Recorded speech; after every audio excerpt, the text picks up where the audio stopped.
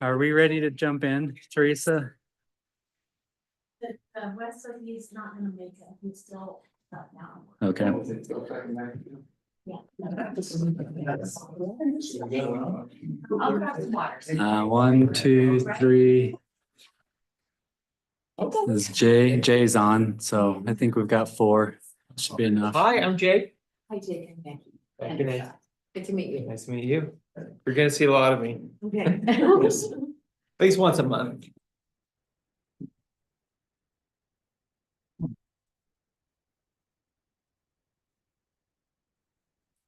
Great.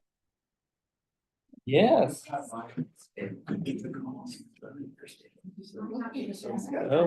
Oh, that sounds good. Will and I went to the meeting in Salt Lake County last week. It was fun. Dan Pecker, author of Missing Island and all that. Salt Lake County put it together. Half of the discussion was on the session. Everybody's. All right, shall we get started? Welcome to our work session and welcome to our new member, Becky. Thanks so much for joining. We're glad to have you. I am going to be fighting through a headache as we go through tonight, so apologize for that. But we are going to just go into our training. We have annual training. So I will turn that over to you, Gary. Thank you. Thank you.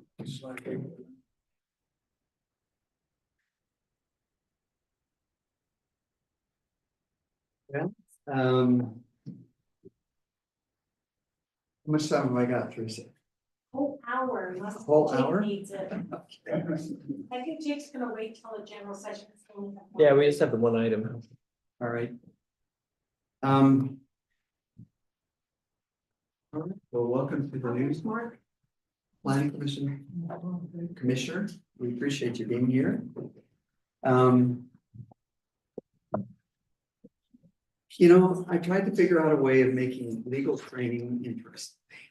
And I tried dancing, I tried singing. Oh, that didn't work at all. Let's see that.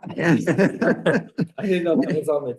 It actually turned out pretty miserable, so there is no painless way of making legal training interesting, but at the same time, it's probably the most important thing you do, right?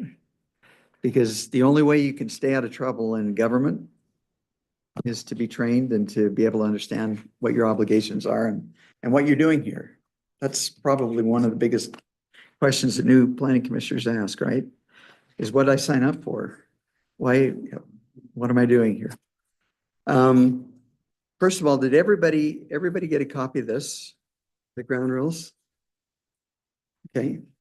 You guys, I don't think I have a copy of it. okay. We will make sure that all of you get a copy of this. This is a book put out by the Utah Land Use Institute. I sit on the board of directors for that. Craig Call is the head of that association. And what it is, it's a land use think tank is what it is. And not only do they put on conferences every year, but they also publish books. We put out brochures. We have training.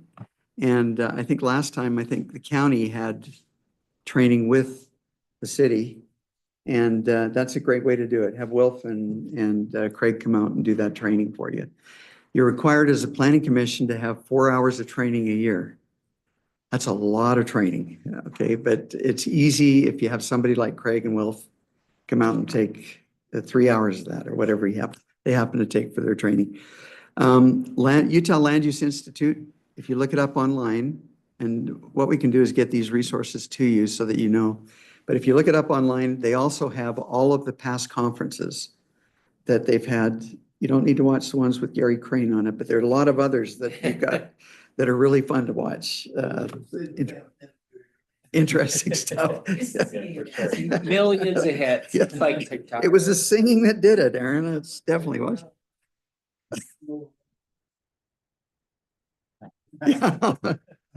Well, I appreciate the compliment, but they're good trainings. They're great trainings on different aspects of your job. And it's pretty much focused on planning commissions. City councils, they do their thing, right? They do their make their legislative decisions. But where the rubber meets the ground or the road is here in the planning commission.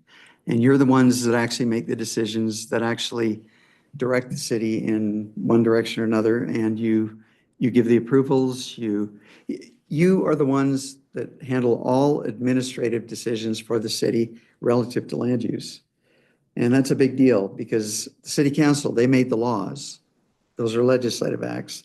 But when it comes down to enforcing the laws, applying the laws, that's the planning commission, which means you have to know what the laws are, right? You have to know exactly what they are. There are some things that are required of you. The 4 hours training is required of you, and it can be on any subject in land use. The ULUI is a great place to get that training. The additional 3 hours, whatever you don't get through my sitting here and talking to you and making your headache worse. I'm sorry, Nate. But there are some other institutes that you also ought to be aware of, and we can put that information out. The Utah League of Cities and Towns has a group called Luau, and they're kind of corny presentations, but they really have a great fundamental message of what you need to be doing and what planning commissions need to be doing. And they're fun to watch. They're Brent Bateman, if you've ever seen him entertain, he's very, very good. And Meg Ryan, who is not the real Meg Ryan, but she really works on that. She really applies that. And so that's another good group is the Utah League, their Luau land use training is very, very good. Some of the other resources, League of Cities and Towns, just on their land use page. You can keep up on what's going on in the legislature, for example, on their land use page, on their legislative page. League of Cities and Towns. Teresa, what I ought to do is maybe put together a list of these and we'll send them out to you of places where you can obtain the training.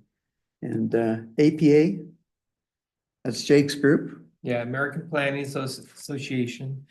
And they're gonna have their spring conference this year in Logan, so not too far. They always have specific sessions targeted towards planning commissioners. And so any of those that you can attend, please attend. I know the city will sponsor you to attend those, so they're important. Knowledge is power when it comes to planning commissioners, right? If you know what you're doing, you're going to help the city council not make mistakes. And that's kind of why you're here. What is the function of the planning commission? That's really what it is. You are the planning experts in the city. And you're thinking, this first day on the job, Becky, you're thinking, planning expert on the job. I didn't even understand. I think I can spell planning commission, right? Not an expert. Okay. But over time, you gain knowledge. And you got some of our old timers here, Ray and Nate and Aaron. Tony, who's, I think they're going to stuff him and put him in a corner when he actually does end up in retiring. And the mayor, who actually has obtained a lifetime of experience in land use in 4 years. Isn't that right? Pretty much. From day one, it was like drinking from a fire hose. But so planning commissions essentially are the experts, the land use experts. Your first responsibility is to enforce the ordinances of the city. Unlike the city council, I'm going to compare you to the city council and tell you a little bit about the difference. City councils are elected. They have to listen to people when they talk to them in the grocery store about the apartment complex that they don't want coming in. They really have a responsibility because they were elected. They were elected to listen to people gripe, essentially, and also to compliment them. That happens all the time, right, Mayor? People come in to go, yeah. Planning Commission, on the other hand, are here for one purpose, and that is to enforce the ordinances, the planning and zoning ordinances of the city, which is sometimes a tough thing to do. The difference between the city council and the planning commissioner also is that conversations outside of the planning commission regarding projects or things that are on the agenda are not allowed for planning commissioners. And you're going to get people come up to you, and the best answer you should give them when they talk to you about something that's coming up is, that's something that's on our planning commission agenda. And you know what, if you really want to respond to it or talk about it, come on in. This is when the meeting is. But planning commissioners, it's called ex parte communications, and it is strongly discouraged. Now, is it going to happen? Probably. In reality, it will. But to the extent you avoid it, it's going to be of great benefit to you. City council, what I tell them is ex parte communications makes it tough on them too. You get invited to a neighborhood meeting, right? Everybody wants you to come to their neighborhood so you can listen to them, their neighbors, and what they think about this new apartment complex. And it's always multifamily. It's always increased densities that get you. And they want you to come to the meeting. They want you to listen to what they have to say. And if the mayor does go to a meeting like that, or a council member goes to a meeting like that, or a planning commission goes to a meeting like that, what you're going to find is those people will come to your next meeting and they will say, you know what, Aaron agrees with us, you know, that high density, that things are going bananas density wise in Morgan City, and that we've all got to get off that train, jump off the train somehow. And Aaron's going to be sitting over there going, oh. Aaron wouldn't say crap, but there'd be something that Aaron would say that would just get her upset about, or would express her upset at what this person is saying. And they often don't get it right anyway, right? Because you really didn't say that. You may have shaken your head, Mayor, when you're in that meeting, but that didn't mean the mayor agreed with their point. And it all happened outside of their group, outside of the city council, outside of the planning commission. And guess what? That doesn't do anybody any good. And it also could be a basis for a bias claim on the part of the applicant, especially. And so it is best to stay out of those ex parte communication meetings. Like I say, the council has an almost impossible time doing that, but to the extent they do, this is what I generally encourage either the council or commission to do. Say you've been caught in something like that. If the meeting was enough that there was information exchanged and you feel uncomfortable with the fact that you know facts now that the rest of the planning commission doesn't, or the rest of the council doesn't, it's best for you to disclose that to the rest of the body. When the application comes up, you just say, you know what, I had a conversation with these folks the other day and couldn't get away, but here's what was said and here's what I heard, and I made no decisions on any of that. So number one, enforce the ordinance, and that's your safety net, quite frankly, is the ordinance. To the extent you stick to your ordinance, you're not going to get sued personally.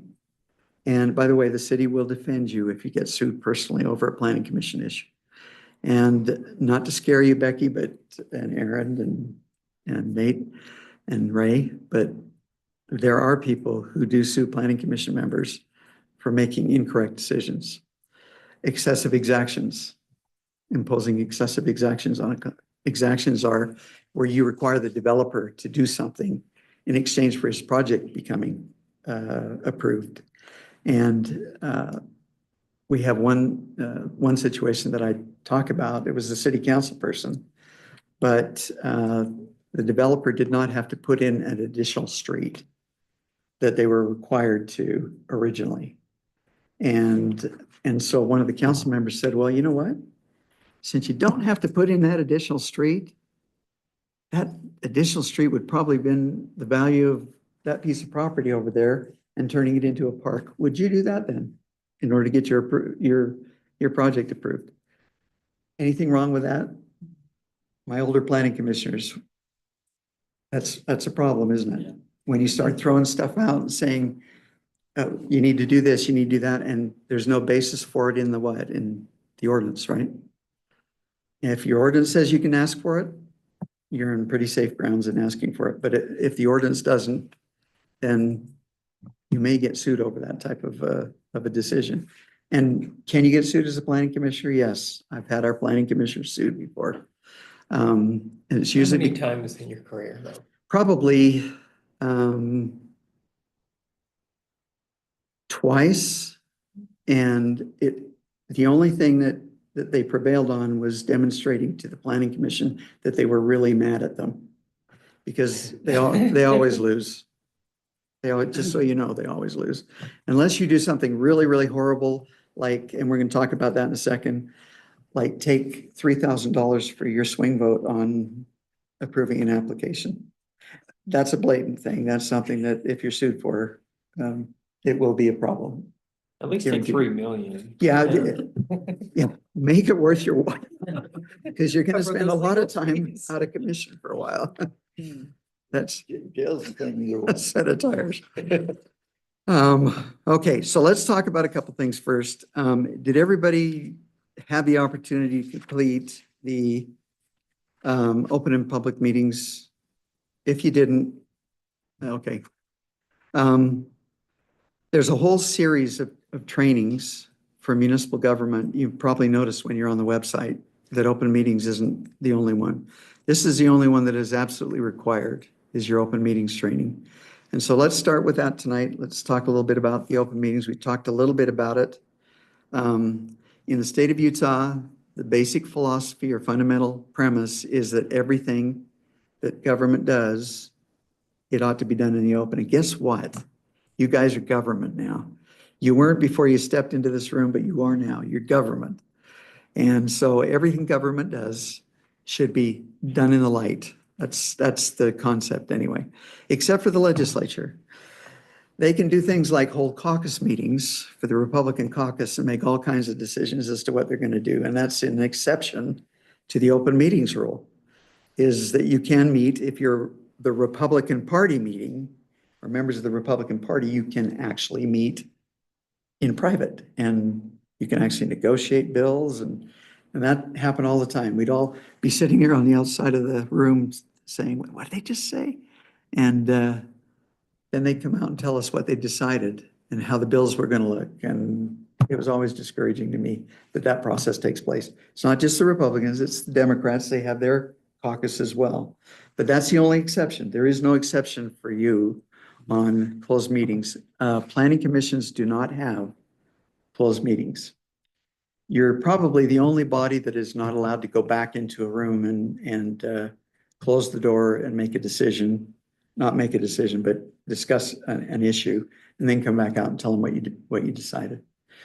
Boards of adjustment can do it. Hearing officers can do it. City councils can actually close meetings for certain reasons. But planning commissions are never allowed to close their meetings. Everything has to be done in the open.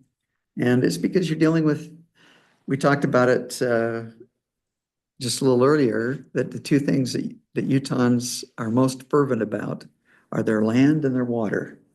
If you try to take somebody's land or water, even just a couple of inches of somebody's land, they'll take you to court and they'll dispute it for years and years. They'll fight over just a little bit of land. Now, all planning commission meetings are open. Meetings are kept of all planning commission meetings, and the official meeting minutes are the minutes that Teresa drafts up after she listens to the tape over again. You are a public body. Even when you go out on a field trip, minutes should be kept of what was discussed when you go out on a field trip. It's still a meeting. Okay, it's Sunday, and I don't like the building that's going up next to my house, Nate, and I live down just one street off of Commercial Street. And I want to talk to you about it. And Erin happens to be in the same ecclesiastical unit. And so she comes over because she hears us talking about it. And then our newest planning commissioner, Becky, she comes over and she's listening in too. Now she's on an alternate, but they're listening to the conversation and you start talking about the issue. Public meeting? No, it's an illegal meeting. It's an illegal meeting. Yes, it is. Okay. Now, if the three of you get together and you're talking about the chili cook-off that you're going to have next Friday, different subject, it doesn't matter, right? Or even just generally about the way Morgan's growing, you know, those types of things, those are not, but when you talk about a specific application, and there's 4 of you present, four or more of you present. I missed one. So, sorry, Ray, you came over too. But if there's four or more of you present, it constitutes a quorum. And a quorum is enough to make a decision. And even if you were to text each other on a group text with four of you being all texted and discussing an issue. Public meeting? Yeah, texts are. They are. And when they discuss an issue that you have on your agenda, or even that you're going to consider on your agenda, those are definitely meetings. They constitute meetings. A key word in that statute is convene. So are you convening yourself? I don't know what convene means. When I used to date, did I convene with the, maybe more than just two people.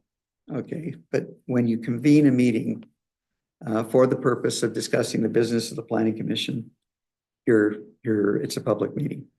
And it has to go through all of the preparations that a public meeting needs to go through. Closed meetings, I'm just going to discuss it really quick. City council can close meetings. So you may see them go into what's called executive session. And they can close it for specific reasons. If they're discussing the competence of an individual, an employee situation, these are the most common. Sale of property or litigation, pending litigation. They can go into meetings. And do you see the reason why? Closed meetings might be important there if you're looking at selling a piece of property as a city or purchasing, even more important, purchasing a piece of property, and everybody hears how much you're purchasing it for, and that could be a problem. So city councils are allowed to have closed meetings. No more said on that. The meetings of a minute have to be available. Teresa has to allow meetings of a minute or minutes of a meeting to be available within 3 days. The recordings have to be available.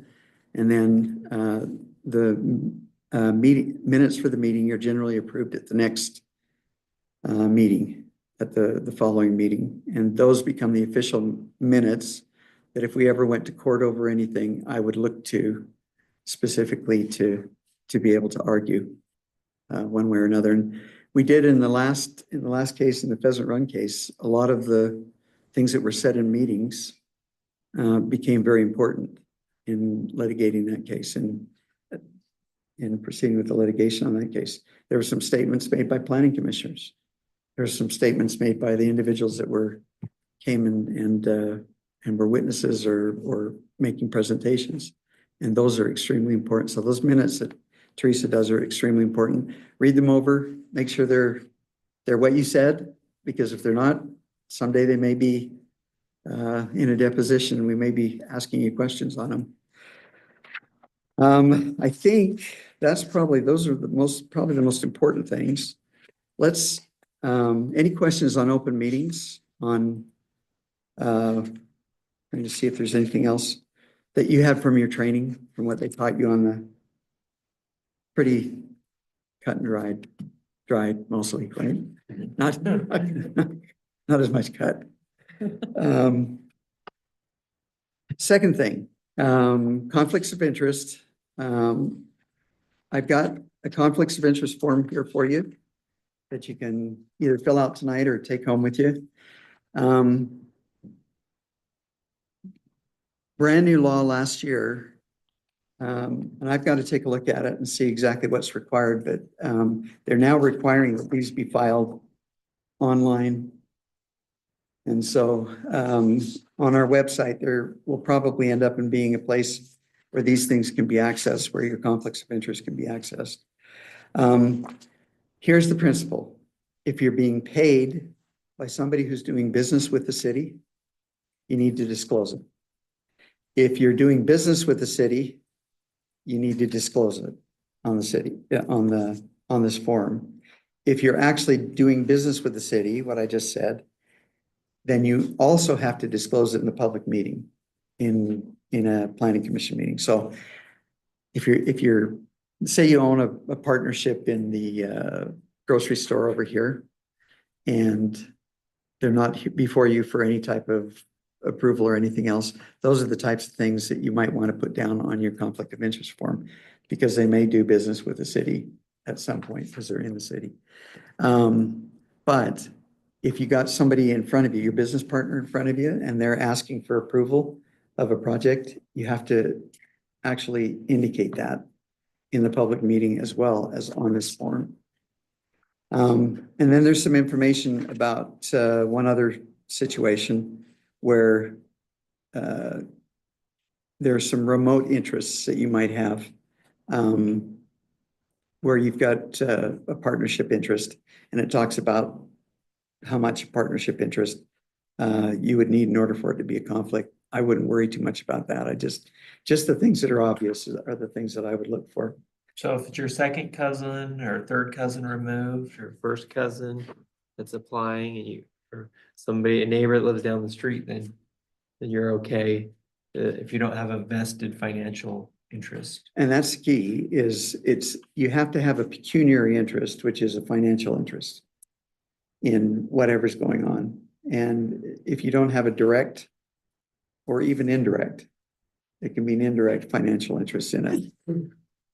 However, okay, let's talk about what planning commissions do. You rezone property all the time. Does that change the value of a parcel of property? Sometimes your rezones increase the value of a property by many, many times. Do you think the approval of a subdivision increases the value of a property once it's entitled? A lot, right? Now, instead of a piece of property for $150,000, you've got 8 lots that are now $150,000 each. And so you really do have an influence as to how much money a person makes on their property.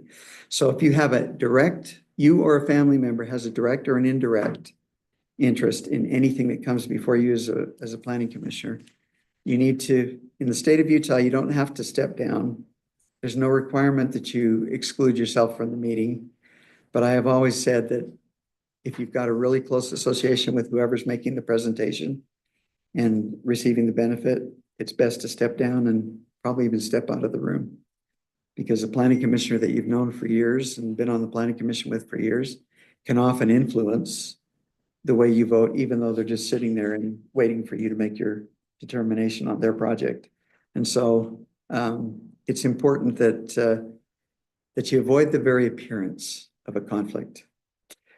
Okay, now here's another one. You're going down to what's the smoke meats place you've got down here? It's what? Smoking box car. Smoking box car. Mayor goes down the smoking box car and it's crowded. Everybody's just bustling to get into the smoking box car. And the mayor comes up and says, "Mayor here, can I get a seat?" And so everybody rushes and puts the mayor to the front of the line. And then the owner, I don't know who she is, it Debbie?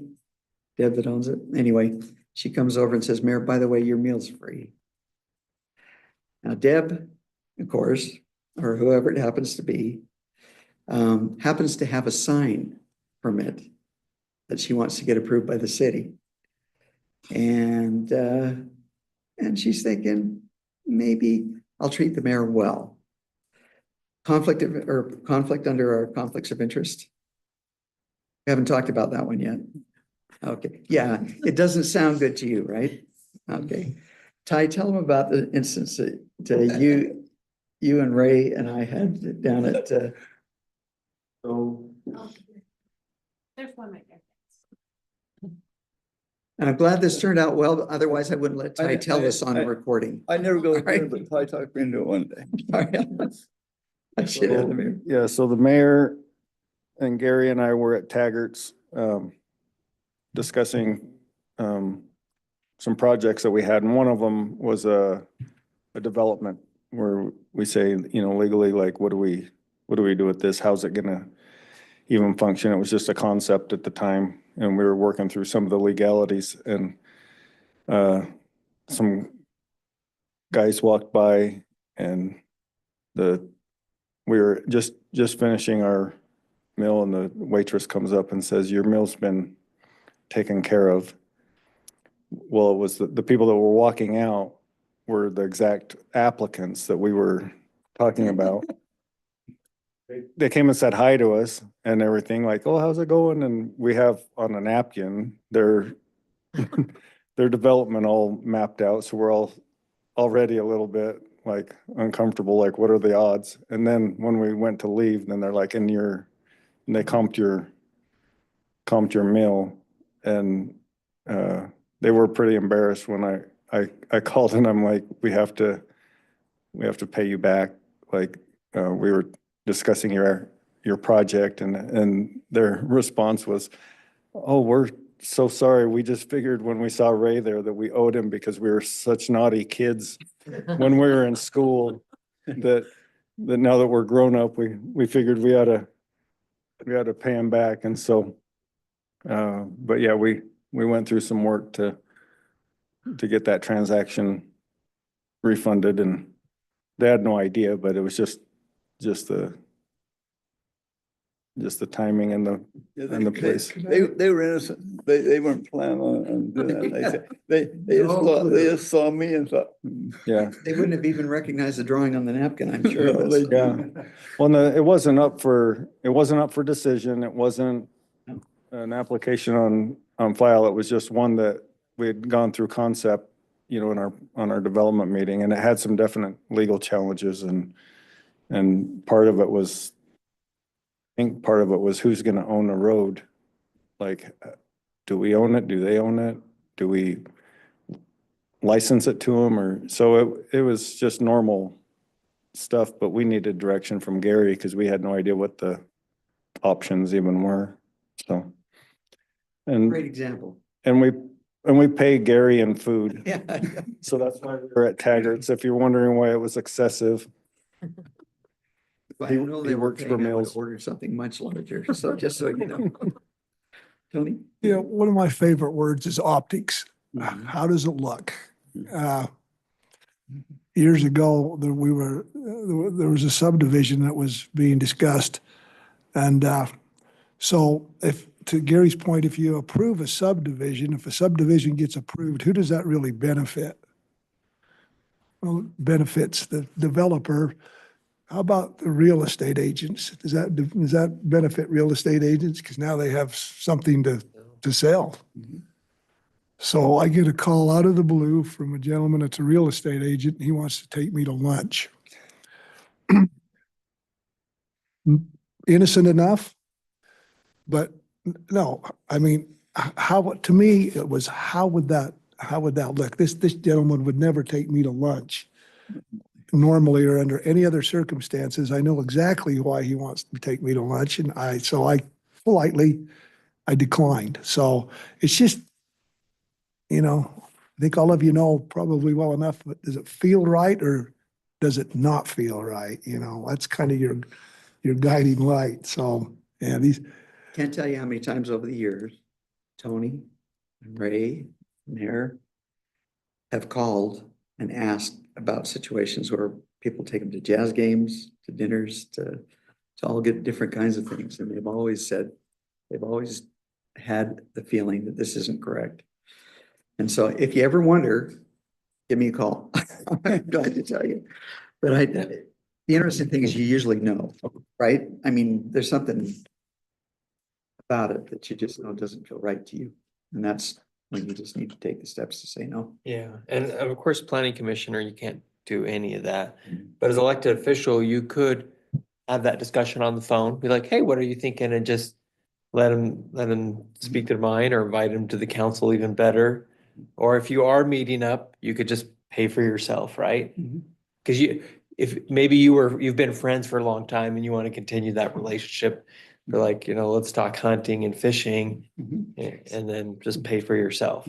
And in Morgan, almost everybody's your friend. So That's my it's difference. really hard to stay away from it. Most all the And kids I taught in school. for me to That tell was these guys, it wouldn't make any That's sense. great. The other thing is that when you make a zoning decision, it affects a lot of different people. And one of your kids may have a home in that neighborhood that's right beside the place that nobody wants.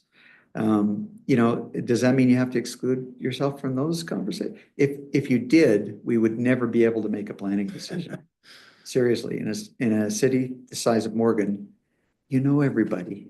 I mean, everybody knows everybody. And so tune your interest. And it has to be pretty direct for it to constitute a conflict. But if you feel it is, rule of thumb, go with it and step aside, step down. Teresa, did you have a comment or? No, you just answered. I was just gonna say that if you aren't sure, Gary can answer you. Just tell him what's going on. This is what's happening. Is it a conflict? And he'll give you good advice. And Don't ever think you're just standing alone. He'll always be there to ask. I appreciate it. Not because but it's great to bat it around with you guys when you call. Because generally you come to the conclusion this is what you ought to do before we even come close. So, and the same applies to Jake, quite frankly, you know, conflicts of interest. He is hired by the city to do certain things. And if he is also paid by a developer or somebody in his firm is paid, that's the reason Jake, probably when he accepts a client and he has other people in his firm that has private clients, has to have either a waiver of that conflict. I do as an attorney. So those are important things to remember. This is about the time when I really should sing and dance because it's getting long. I mean, there's a ton of stuff, as you know, that we could go through in the books. Can I just maybe raise this for you? We've gone through conflicts. We've gone through open meetings. Those are required trainings. Planning Commission bylaws and rules of procedure. By the way, I will get back to you on your conflicts of interest and where they have to be posted. That's brand new, and I need to look at it. There may be a city size for that too, a limitation, but for sure we have to be able to have them in our files. The bylaws. Do you know who the most powerful person in the city other than the mayor is? Who do you think? Okay, it could be the city manager, but quite frankly, it is the planning commission chair. Mainly because the number 2 person in the city, which handles the number 1 concern of people when they come and talk, 90% of the people literally that come into the office have a question regarding something to do with their property. And so this planning commission chair, the way he or she runs the meeting, makes all the difference in the world. The same way that the mayor makes all the difference in the world. Meetings can go on forever with some planning commission chairs. This planning commission chair does an excellent job of just politely cutting things off. Can you give people time limits, Nate? Mm-hmm. And can you ask that they, maybe if they've all got the same thing to say, that they have one person say it? Is that too restrictive? No, it's not. Can you, if there is no requirement that you have a public hearing on a particular issue, but just that you have a public meeting on a particular issue, do you have to open it up to the public generally? If we're opening just a public meeting. But Just not a public meeting? No. Okay, right. So the only time you really have to, planning commission, city council is a little different, but the only time the planning commission has to listen to what people say is when you want to, when it's not required in a hearing form. A hearing is the public's opportunity to talk on an issue. And the law has given us specific times when we must have a hearing. Anything to do with the zoning decision, there must be at least one hearing, and we've elected in Morgan to have that before you, planning commission. Can hearings run on for long periods of time? Do you have the right to cut somebody off and say, you know what, we've heard this a couple of times now. Do you have any new information to bring us? Yeah, that's not being rude. That's not being presumptive. We don't have a problem with any particular planning commissioner in this group going on and on and on, but I've seen that happen too from the other side. What they say, if there's a nut on every council or every planning commission, if you don't know who it is, it's you. And so that's just the way that it is. But literally, the chair runs the group, and in this case, Nate can determine what information is presented to the planning commission, how much information is presented to the planning commission. And the whole purpose of the chair is to be unbiased and fair in the way you listen to both sides of the story. So for you to, for example, have somebody get up from the public because they happen to be somebody you know down the street, which wouldn't be a reason to recuse yourself, but they get to talk for half an hour about how this is going to kill children.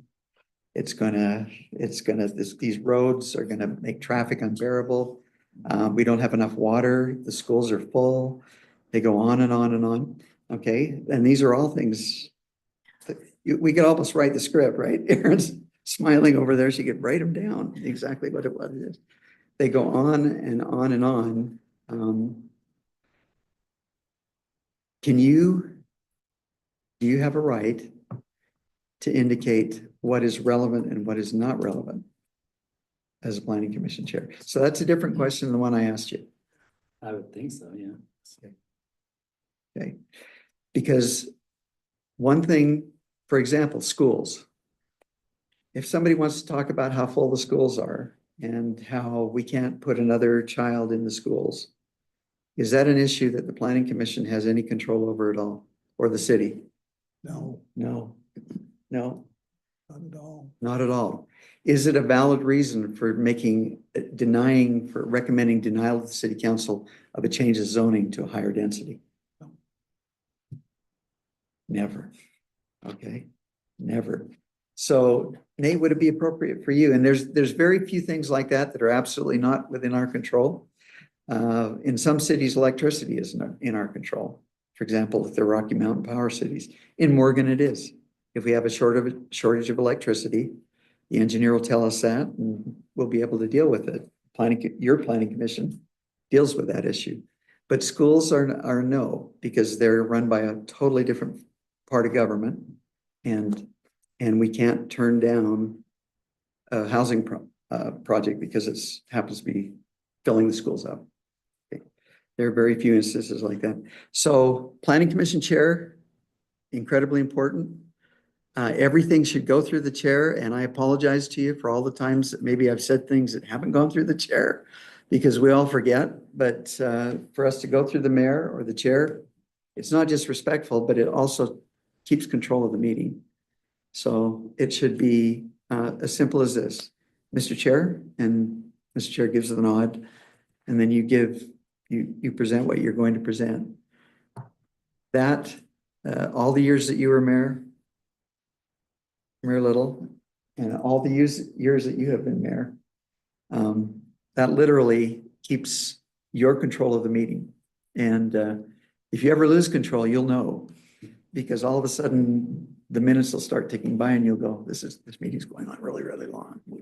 There's something wrong with the way we're handling this. So let me just talk about. I had another thing. Yes. Mayor?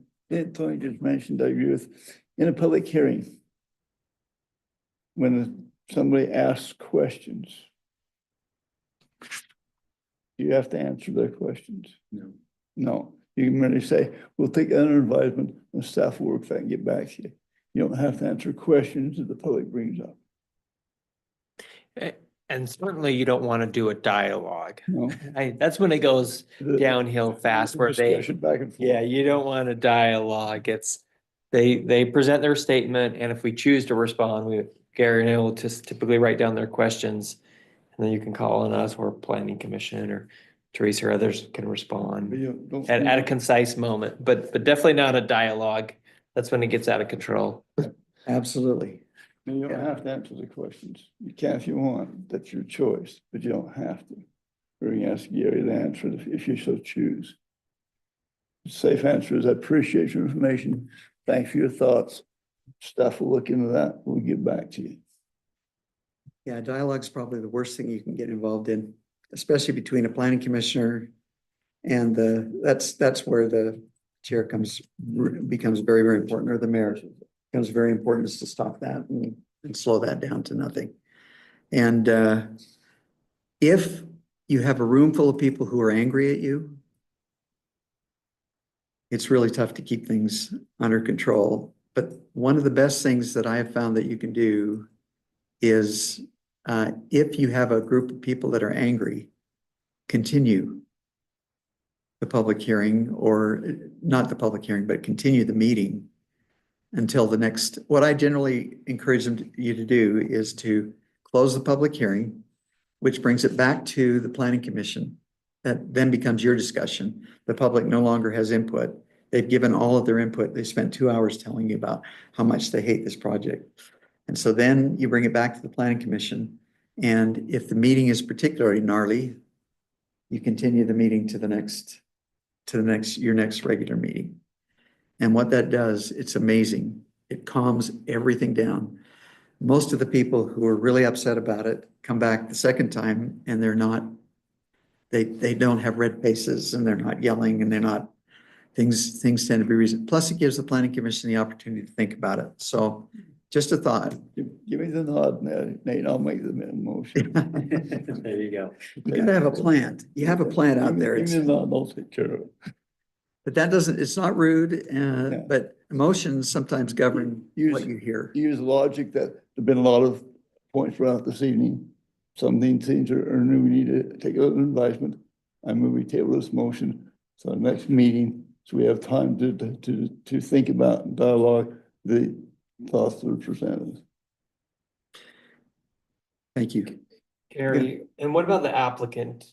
They don't actually have a right to speak, do they? No, But it's customary practice to invite them to And it- speak, and it's a courtesy. Is that how you would put it? yes, and in fairness, to let these people talk about the applicant's application and then not allow the applicant the opportunity to respond is probably going to look very biased, to anybody looking in. And that's really what you're asking yourself as a chair is, am I being fair to both sides?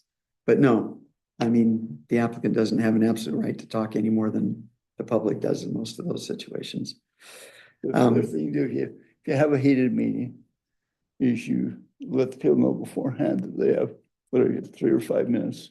You actually have somebody sitting by the podium with a timer, say, appreciate your comments, your 5 minutes is up, next. And just politely go through it that way with people in a polite, calm manner. That helps to control as well. And you do have an advantage too, in that the planning commission has experts to help you. You have a planner who's an expert planner. You have an engineer who's fabulous. Love Matt. You have, if you need a legal opinion, for what it's worth, you can get a legal opinion. You have people to help you. And that's important that you use those individuals. In one particular situation where we had a group home here in Morgan, you might remember that. I don't know if you remember what an uproar that was. Nobody wants a group home in their neighborhood. But the hard part about it is that the federal law says that you have to allow them under the Fair Housing Act. And that's a really tough thing to tell people that are sitting there and angry about it coming in next to them. We ended up in having a meeting with those people. And you can do that as the chair. You can say, can we have staff meet with these folks and sit down with them and let them know, what the concerns the city has are. And we're happy to do that. Jake's done that with the folks, and I've done that. In fact, it actually turns out they didn't believe me, so we took them to an attorney downtown who was an expert in the area of that particular type of housing. And it was Jody Burnett. Oh. You probably remember. Mm. We took him downtown, and after they got finished with him, they understood exactly why the planning commission couldn't do anything but what they did, which was they had to approve it. They had to approve it. It turned out all right. Somebody else bought the house, and you probably remember that, some of you. I remember it well. You remember it really well. It actually was in city council too that night, because going back to that, maybe this is not the correct time to ask this question. I remember you instructing us that if we denied it, we was probably going to get sued, and we wasn't going to win because it was a protected class of individuals. should we, guess my question was, since then has always been, should we have even had a public hearing on that if we had no say in, legally, we had no say in that? So Good question. the question Tony's asking is a good one. Yeah. That is, it was a conditional use, but it was a use that we all knew we had to approve. And so the answer is, it really should not have been a conditional use anymore. It should have just been a permitted use in those zones. So that it should not have gone through that hearing process. And we changed our ordinance, I hope, since then, and because that should never have happened that night. But that's another conversation on conditional uses and permitted uses and what they are and the difference between them. But it's a great point. That hearing should not have taken place because it left the planning commission with the idea that they could do something impossible, which you couldn't have done, which often is the situation with subdivisions, right? You want to do this for these people to make the subdivision better for them, but you want to put a park in there because a park would be an ideal thing for this subdivision. And they didn't have to put in another road, by the way, so why not? Yeah, go ahead and put you want to do that for them, but you can't, right? Because you are controlled by your subdivision ordinance. And I know you've had that beaten into you so long from Steve and everybody else, but you abide by your ordinance. That protects And you. land use laws. If we were to put in our subdivision ordinance, we want to park with every subdivision. We would be, that Yeah. wouldn't fly. It's illegal. So we hope you'd have an attorney that tells you can't do that. So, any questions that you have, so we can give you a 5-minute break and. I just have a comment if I could. So one of the things that's always a mismatch is on a public hearing, people think that they're coming to vote. And you as planning commission are on the other side where you're just listening to concerns. So if you have 20 people say traffic is an issue, traffic's the issue. And you just look and say, has traffic been addressed by the engineer? Has that question been answered? Right? We don't have enough water to develop. Well, is that really an issue or has that been already addressed by your engineer? But as you listen through the issues, there might be something that is brought up that hasn't been, we don't know. That's not in the staff notes. So that's what you're looking for is relevant issues based on your code. And if someone brings up something that hasn't been already addressed by the applicant, then that's an indicator of something to discuss. But just that mismatch, when people are angry or upset, we don't want this, they're really coming because they think that they're here to vote on a neighborhood or a subdivision or an apartment. And we really need to do a better job of educating the public that the reason it's a public meeting is they have an opportunity to come and watch Morgan City do its business. And only on a public hearing, it's our chance to hear the legitimate concerns of a subdivision, which most times have already been addressed, but that's what you're looking for is something that someone's going to indicate, if you thought about, the slope, or isn't that in the floodway, or something where it's like, well, that hasn't been talked about and somehow the staff missed it. Anyway, that's just my 2 cents. So just a time check, we've got 4 minutes until the general session begins. In the interest of I'm done. taking you up on an offer you made earlier. I am increasingly foggy and I'm probably best not to facilitate the next meeting. So with my migraine. So if that's all right, I'm just going to duck out. We need to have, I think Wes isn't coming either, right? So we'll need a Chair and vice chair are not here. We'll still have plenty because we have So Mark, Jason, Ray, Aaron, And Becky. Ray. Becky has been sworn in so she can sit on the seat. David is here, but he hasn't been sworn in yet, so he's just here, he can't participate. So we just need to get So- a vote in someone. So your policies and procedures provide for that, for this very situation. While you're still here, let's just nominate somebody to be the chair for tonight and nomination, chair.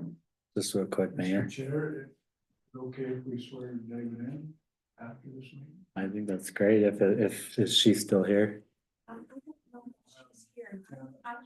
If she's not, then we won't worry about it. But,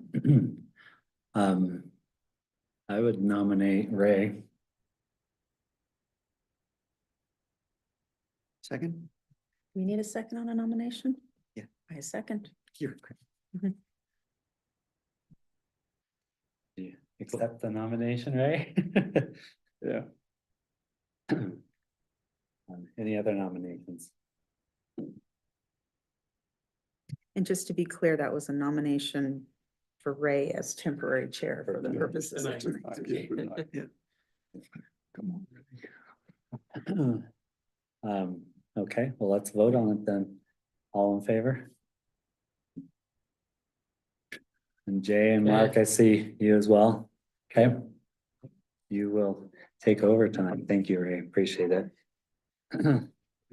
Yeah, I'm 2 blocks away. Okay, get well there. Thank you.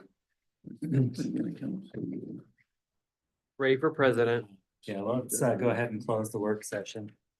And convene on the dais. Convene. Sorry. He does not. Take the. I gave you this. I know I did.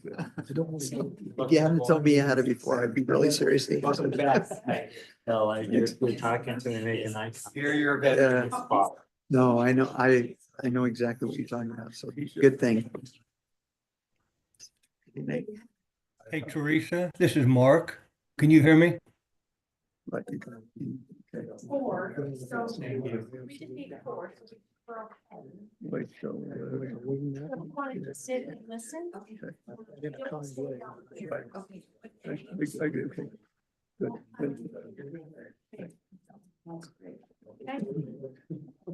Ray, we got a whole group of students, it's for their, what classes are you? Oh, yes, So I've got like yeah. 5 more. There's some things. Examiner. Did you really? I remember, I'll never forget this.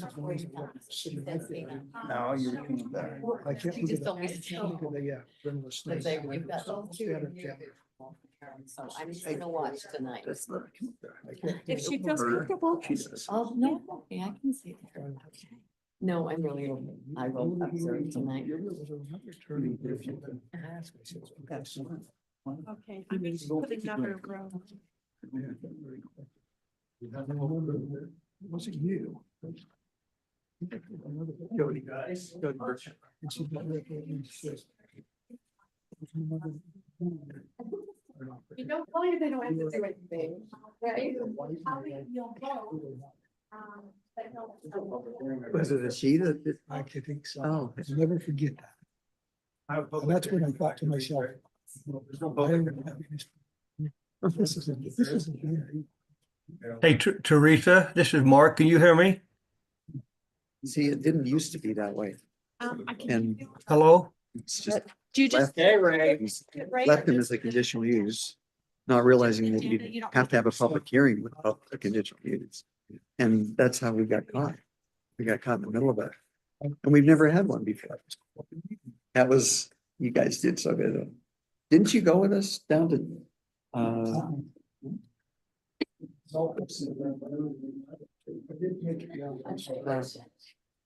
Anyway, it was fun. Hey, how are you? Good. It's been quite a ride, Gary, over the years, you know. memory lane?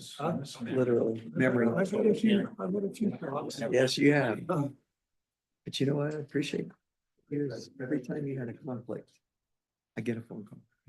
And I've had a few questions. whether it was or wasn't, I you'd know, always you know what? come up with a solution.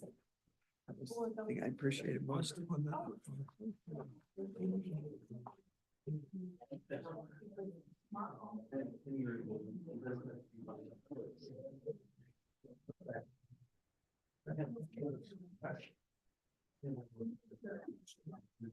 Okay.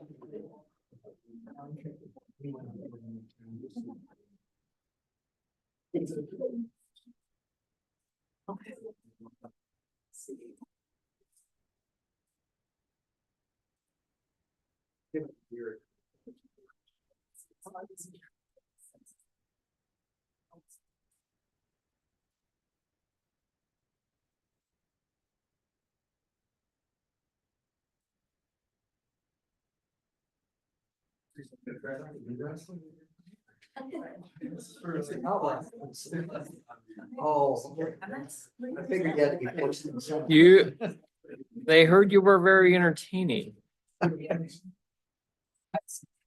What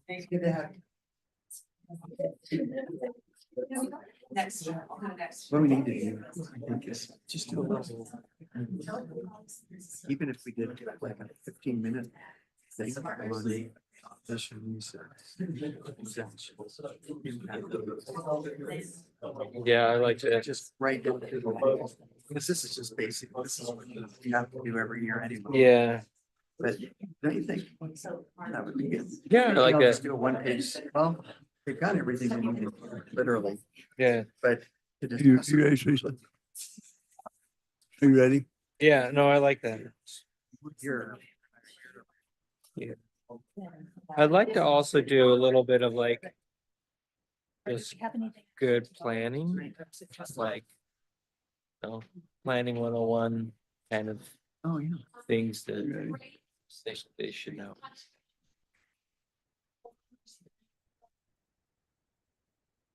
You ready, Teresa? Okay. We'd like to call this Morgan City Planning Commission meeting, January 21st, 2025, is into session.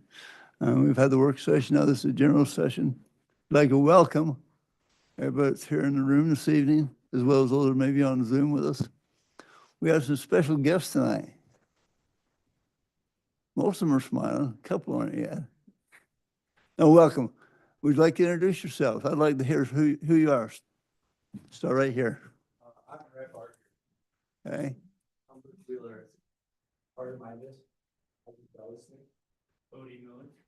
Dave Anderson, Ally Larson, Pippa Holtree, Jamie Paul, Lily Green. Ben Edwards, Bodie Anderson. Okay, welcome. This will give you some exposure to what public meetings are like. They're all a little bit different. Planning Commission, different than the City Council, and different than legislature. They'll give you a little bit of exposure for what this is like. Okay, first off, I'd like to call for approval of minutes. We have our December 17th minutes. We looked over those. We have through our Planning Commission members here on stage. This is also two that are on Zoom. Mr. Francis and Mr. Ackett. Anybody been through the minutes? Okay, Aaron? Yep. I move to approve the December 17th, 2024 meeting minutes. Is there a second?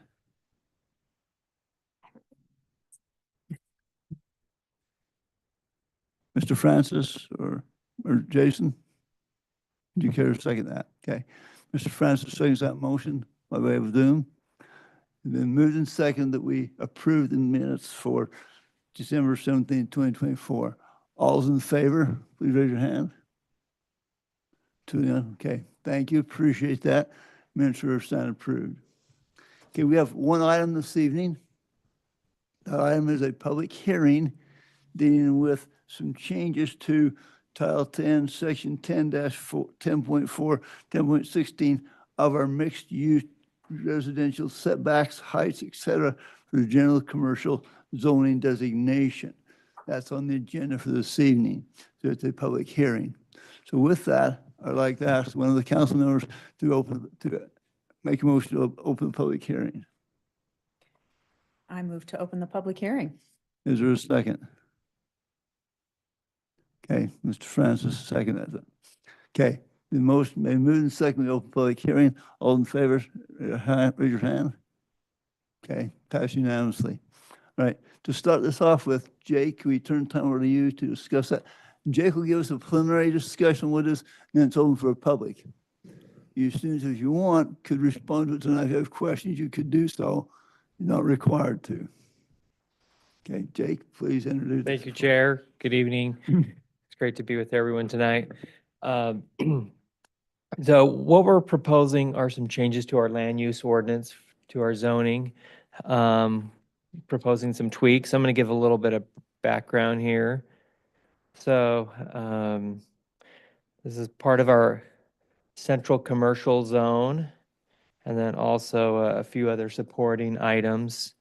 For a little bit of background, last year, currently we're working on a downtown plan for Morgan City. And as part of this downtown, we asked the public what they would like to see in terms of commercial street area. And I'm just going to go over this a little bit so there's some background as to why we're doing what we're doing. So we asked the public, which approach do you prefer for commercial downtown areas with restaurants, shopping, services, and things to do? And you'll see the top category here, a walkable downtown scenario. The public said that they wanted to see the commercial street area, which is part of our CC zone, more mixed use, meaning more housing, more retail, more commercial, and more of a walkable environment. Also, somewhat related, we asked what commercial street area ideas from the 3 different scenarios are you most excited about? And then in the same thing is maybe a trail on commercial street. That's not related to tonight. Outdoor dining, somewhat related. Active plaza for gathering. And then I'm gonna go to the next one. Okay, what new housing combination do you prefer? And then in this lighter blue, that had more than 50%. The answer was walkable downtown scenario near commercial street. New buildings or remodels are encouraged to be vertical mixed-use buildings with housing above. Mobile home units would be relocated within the city. We're not going to be talking about the mobile home part, but the part about the mixed-use buildings, that's the focus tonight, and the tweaking to the code. And so this is something that even recently the public has responded saying, we would like to see more mixed-use buildings in Morgan City. And then our general plan under Chapter 4 has the recommendations for modifying zoning to allow for higher density and mixed use, redevelopment, infrastructure limitations to development, and particularly I want to focus on that top bullet point, allowing for some higher density and then also mixed use in the commercial areas. That's the focus there, not the whole town, but in that area. And then in the general plan under land use, we have promoting more mixed use in the downtown area, which is the central commercial. Here's our zoning map, the CC zone, which is our focus tonight. That's the yellow area, so that kind of gives you an idea of the areas in particular we're talking about. Commercial street, and then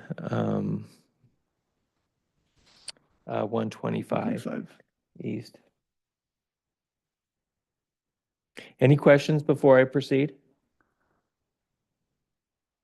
I guess in general, what we're looking at is as we develop, as this area develops, we're looking at how to develop it to obtain more usable space for business, for commercial business, and also for residential, how we can accommodate both needs. Correct, yes. And I want to mention that currently we're making some small minor changes. And then as part of the downtown plan, once the plan is done, which will be this year, we'll also go right into a new code for the downtown area. So these are minor tweaks, and then we'll do kind of a wholesale code later in the year as part of that project. So this is the CC zone for central commercial.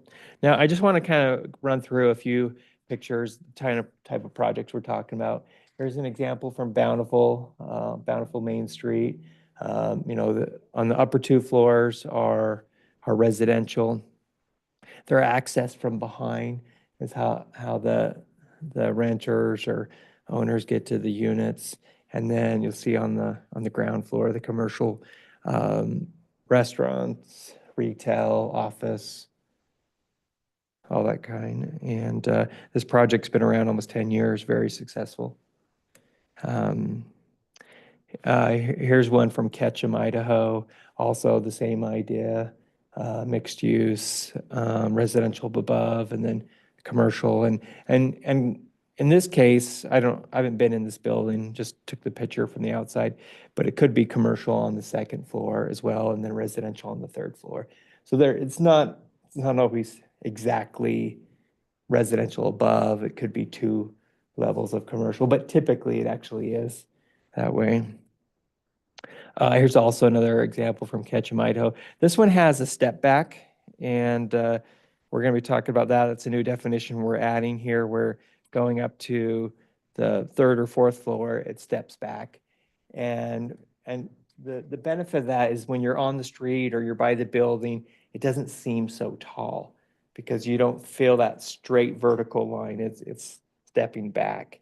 And so it's a way to mitigate height and make things a little bit nicer architecturally, but also it doesn't feel so big. Here's an example. This is from Driggs, Idaho.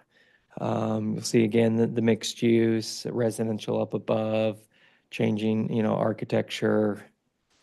And then another one also from Driggs. This one has some step backs and balconies up above.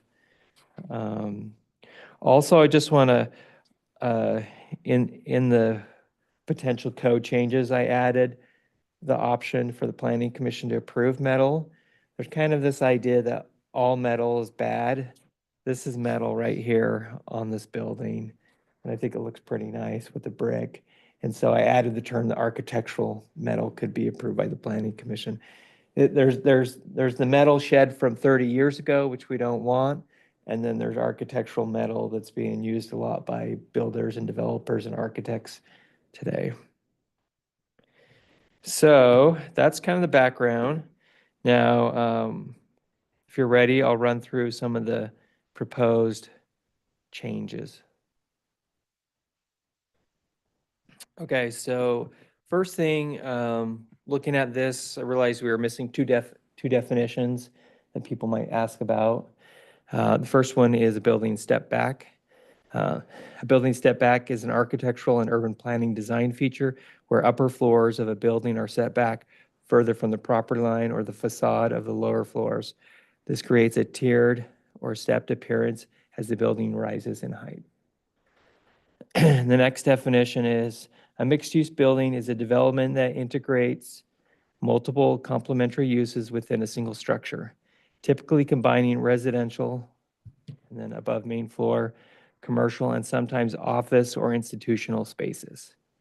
And then these, in purple here, this is something I've added for tonight, that if you do recommend this, that maybe we consider adding these. Instead of spaces, I'm thinking uses might be more proper, because that's what we're talking about, is that having multiple uses within the building. And then also in terms of what's approved in that building, it still goes back to the land use chart. So we're just recommending them to look at the land use chart in terms of what you can do in the building. So those are two definitions. And then the text in blue was my commentary text, not proposed changes. So looking at the land use chart in the CC zone, the proposed adding a mixed-use building to the land use chart, because that's something new. And then that's under P for permitted. And then under multifamily residential, P with a footnote of 2. And then this is the footnote of the, and the reason, so previously multifamily was not permitted in the CC zone. And it is very, historically, downtowns had a lot of housing and commercial together. That's just what downtowns were, like hundreds of years, even Commercial Street, Morgan, going back, that's what it was. But how life has changed the last 30, 40 years. A lot of cities took housing out of downtown and now they're putting it all back. And you'll see the vibrant cities that are doing well all have housing in their downtown. And, but where we have limited commercial frontage, what I'm proposing is that multifamily be allowed behind the principal structures. So it's a complementary supporting.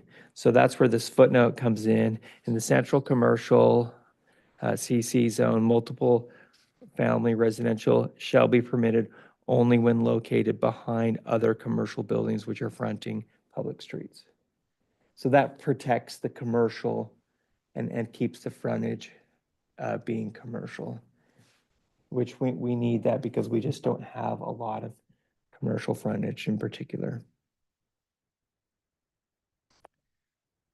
And then continuing on, so the new text is in red. This is what I mentioned before.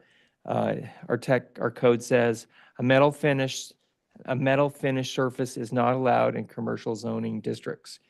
And then I added this, however, architectural metal may be approved by the planning commission. So they could come in with plans and photos and say, you know, we're looking at doing this. We haven't received any applications for this. I just bring this up because I you know, work in planning and design and see what's happening. And a lot of the great projects do have that architectural metal mixed in. Yeah. I like leaving that option. That language seems really arbitrary. Is that okay? That, I mean, it may be approved, that we just, what, based on what? Whether or not we like it? Yeah. Now we could remove that. You could also make the recommendation, let's just pull that out. Things are different than they were 20 or 30 years ago, whenever this code was written. Or it could be that we just want that. And the term architectural metal is kind of a further clarification. It's not just all metal. It's metal that's, you know, kind of been designed and I looked guess I at. just wanted to confirm that we're okay leaving that language that way, that it's completely up to us. Can I just ask, is there a That's just- definition of architectural metal that we could? Oh, yes, we need to have it, yeah, The there's planning not, we commission need to have that. Like that would not be sheet metal, not be, Yeah, there's there's probably a definition of architectural metal that is conducive in both color and design to, you know, to the architecture of the building, that type of thing, you know, and then they have a definition that they can put to. Yeah. Would that be possible?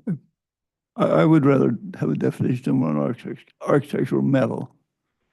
And then put that in there as architectural metal is allowed great. without having that as a planning commission, mother Let's may I. define it. I don't Sure. want any planning commission, mother may I's. It's a good idea. Yeah, Okay. so we can be as consistent as possible. Okay, great question and suggestion. Okay, and then this is where the mixed-use building comes in. The mixed-use building requires commercial-related uses on 80% of the main floor. Buildings must front the street and be located within 20 feet of the front setback. Parking is located in the rear side lots. Materials must conform to the requirements in item E. So see above. The previous text actually talked about brick, rock, stucco, block, decorative block. So we've already defined what we'll accept. So I just kind of bring that back in. Street facing facades shall have a minimum transparency or glass on 40% of the ground floors and 20% of second floors and above. One more, excuse me, this should say one or more. One or more entrance must be on the street. Entrances must be covered. This may be a stupid question. Does this only applies to new construction? Yes, and that's all we're going to get. What if No, someone actually, wants to add on to an existing historic building? We wouldn't require them to change the facade. Well, if they're gonna do it in the historic overlay, then they would have to make both of them conform.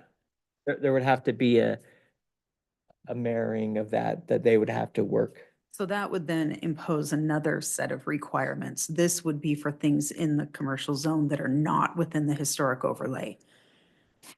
Not exactly. So it does apply to everything in the central commercial zone. And then the historic overlay is on top. And if there's anything that, if there's a conflict, then the historic overlay would supersede. Okay. I looked at Gary for the nod. So I just want to clarify that was, Yeah, that helps clarify it for me. this would be entrances and then also Oh. one or more. And I'll explain some of these things right here. Quality development, like I've shown in the photos, typically have 40% or more glass on the ground floor. And then also 20% or above. I checked a number of previous codes I've done and other city standards and looked at that. Just wanted to bring in some of these design requirements as part of this. We have the materials from the previous section, adding the glass. Also, you'll notice that we're requiring the building to be up on the street and putting the parking behind. That makes it walkable. So there's actually quite a bit in here that gets us what we're going for, but yet still allows for a lot of flexibility. I was planning on waiting till you were through for the public hearing to go through my list of stuff while we're here. Help me understand the concept of why entrances should be covered. I'm not understanding that. Why the entrance should be covered? Yeah, or must be. Oh, must be. Just, it's a nice, it creates a more upscale building, protecting whoever's going in and out just from rain, snow, all of that. And in that, and the entrance could be where it goes into the building. So, you walk into the building, it's recessed, or it could have an awning outside or some kind of architectural feature coming out. It's not all entrances, just, actually I say entrances, so that would be applied It there. says entrances must be covered. I think what I would maybe tweak that to say the main entrance must be covered. I guess in relation to the entrance comment, they look, and again, this is other, they look at Commercial Street. We don't want awnings sticking out over all those entrance doors. In order to qualify this, you'd have to put an awning out over your door. So I'm not visualizing that yet. Okay. There's a lot of ways to do that. New construction. But on Commercial Street, how you do Commercial Street the way it is. And this only applies to a mixed use building. Okay. Okay. And again, these are all suggestions. We can pull things out, we can tweak, we can modify all that. I think I have just a couple more items. Let me run through those and then we can dissect the whole thing. Right. So this is under the heights. So number one, or excuse me, these are the kind of design definitions, the regulation chart. So the mixed-use building would have a 0 front setback. That's the look that we're going for, bringing it up to the street. I did go through this with engineering, and this is where this caveat that the engineer must approve it and that utility standards must be met. There's specific distances between, say, gas and the building. There has to be a separation there. And so that would be required, but it doesn't need to be in the code here. That would follow the design standards. Also, we of course don't want doors opening into sidewalks and public right of way. The number 2 here, mixed use building, street side yard setback may be reduced if corner, clear sight triangles and visibility is approved by the city engineer. So we can go closer to the street on the corner as long as that's safe for cars and pedestrians out on the corner. And then the last item here, mixed-use building height may be increased by 7 feet if the top floor has 1 or more step backs of 5 feet or more and open balconies on 50% of the street frontage. And I added the word patio there. That's what some of these have, is just open balconies and patio, and that's so that higher height comes back. And this would make it a little bit obviously taller than most buildings in Morgan. The high school goes up to 46 feet, and this would put it at 47, so a 1 foot difference. But we are asking for architectural requirements as part of this. And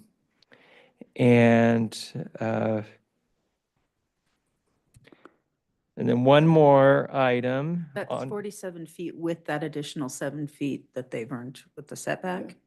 40 plus 7. Okay. So it's not actually giving a new floor. It's just commercial floors are typically higher. They're 10 feet, 12 feet in that main floor. That's, you walk into a retail restaurant, like you want it to feel kind of open. So that bumps everything up and the ducts and the structural engineering behind it. So you just need a little bit more to get up there. But we're not actually giving a higher floor. Okay, the last item here, and when you have a mixed-use project, well, let's say you have residential and office, it's often that you don't need the maximum parking amount for both, because during the day, office people are working, or, the attorney or the barber shop or whatever, they're there during the day, and then they go home at night and their parking stall is empty. And then residential is almost always fills up at night or in the evening, in the morning, but not as much during the day because they're out going to work or school or all of that. So there's this opportunity with shared parking. I visited a lot of these projects, and you really do see this mix. But rather than us trying to figure out the exact formula and how it makes it work, I'm proposing that if the applicant wants to prove to the city, to the planning commission, that they think it would work, they could do a study, they could bring in numbers, and then they can make that debate. And then the planning commission would have the opportunity to decrease the parking numbers.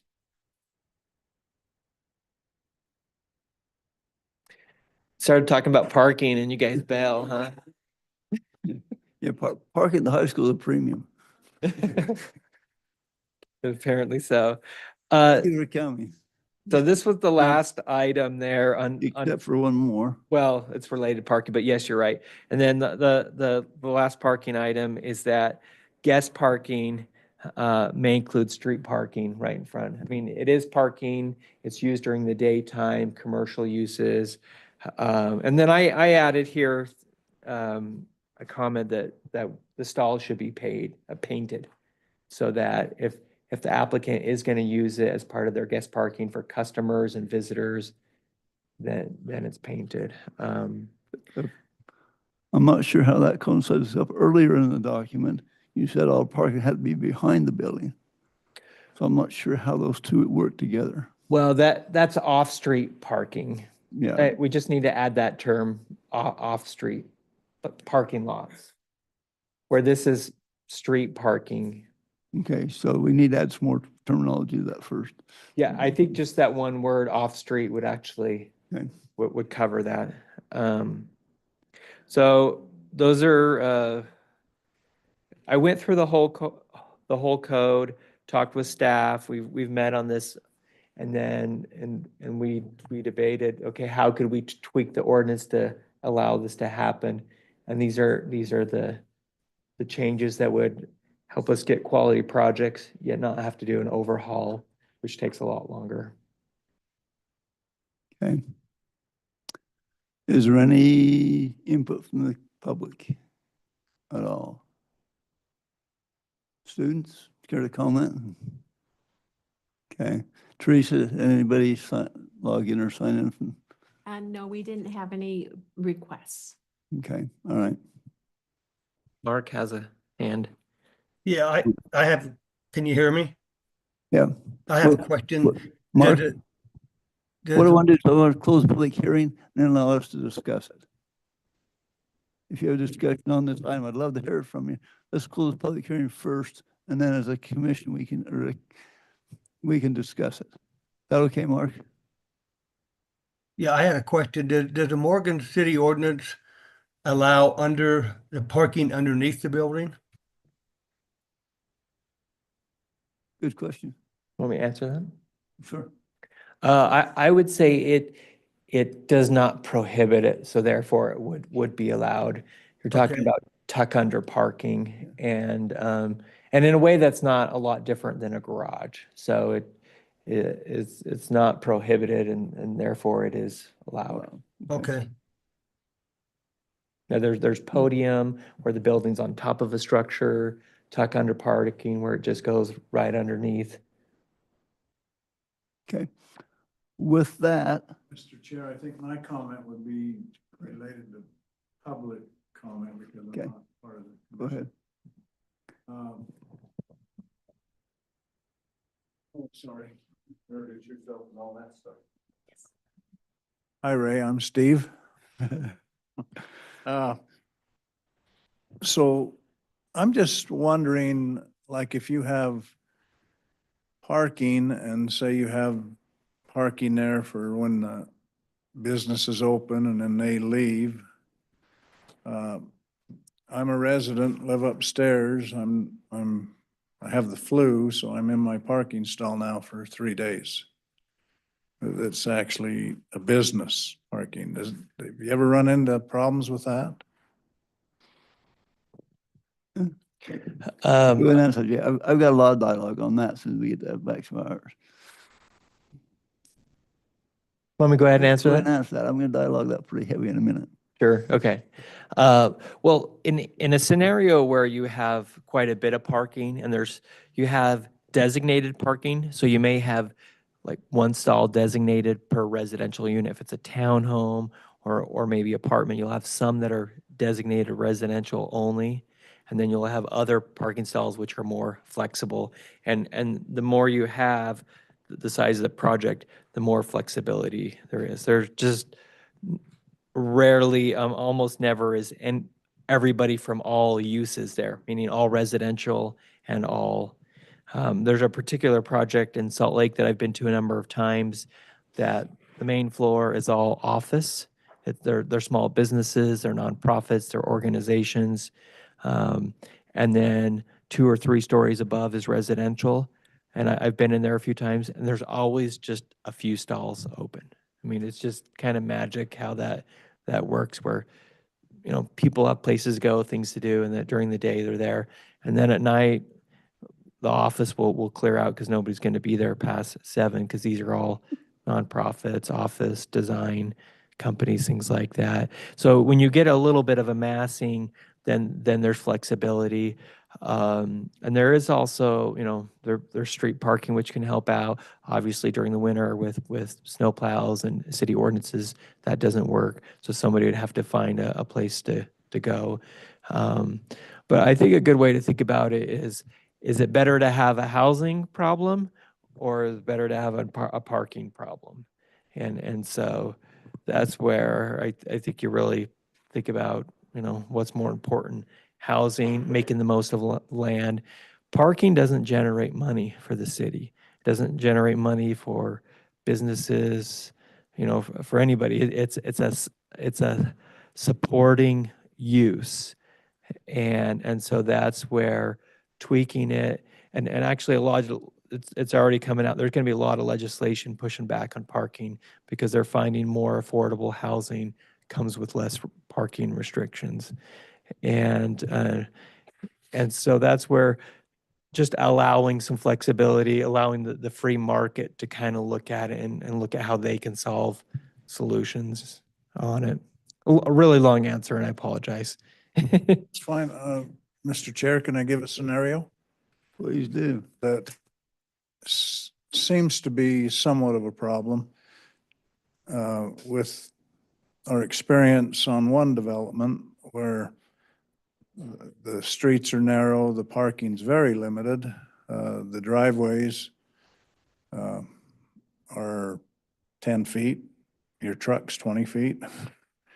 The garage is a storage shed.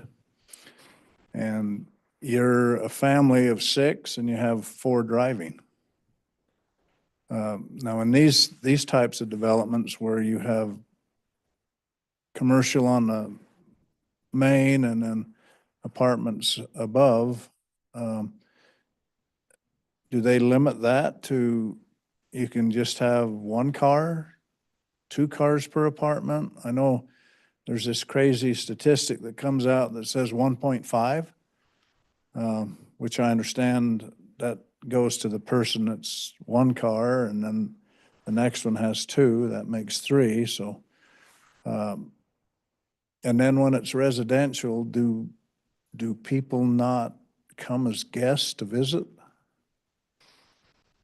So that, I'm just saying, one of the biggest complaints I get as a mayor is the development we have that really isn't safe for fire. Couldn't get a fire truck through there 2/3 of the time because of the overabundance of. So that's what I'm wondering, if this type of development, if we approve this or things like that, I just wonder if we can make the language correct up front and not have to fight the problem later on when it becomes a problem. And I'm not trying to be negative, I'm just, it's very real in some parts of our city. And with the shared parking, the way these changes are proposed is it's on the developer to propose the solution. They'll have to run the math. They'll have to show all the solutions if and I say if they're going to bring the number down at all. Well, then we need to make the writing correct up front before any of these are proposed. Yeah. We need to bring the parking, in my opinion, we need to bring the parking with the development, that you have to have sufficient parking and whatever, you know, if it's a business or apartments or whatever, that we aren't out on the street, we aren't, in this development, there's guest parking, but there's not a guest that can park there. They're totally full of residents parking there. So that's what I'm wondering, if that language can stop the problem before it starts. I agree with you, and that's why we're proposing that if they're going to deviate from the standards, then they have to bring in the solution so it's approved at the same time. But So does that bring pressure to the planning commission though? I think it puts the pressure on the developer to develop the solution and customize it. And the thing about parking is, like, nobody ever gets it right. Like, there's these manuals like this big, and some of them say you need 1 parking stall per X amount of water in your swimming pool, kind of thing, or how many stalls per bowling lane, and all these things. They're always wrong, and the market's always changing in the use, and so this is asking for more of a real-time approach, saying you spend the money, you do the research, and then you bring it, and then we'll listen and see, and it becomes a little bit of a debate. back and forth before it would be lowered from the current standards. A lot of cities have actually gone the opposite, where they let the free market kind of figure it out. And so it would, if the developer is going to be renting, and I'm not proposing that, but they're saying if the developer was going to be renting, then he would be the one having to guarantee or figure out parking. So as a tenant, you have a parking, or you don't, and you got to give up your car or find a buddy that's got a stall somewhere. But no, this is keeping the standards and then requiring them to do a study, just like we do traffic studies and other things, and then it's looked at. And it's only if there's a deviation. If there's not a deviation, then the standard sticks. Thank you. Where are the current standards outlined?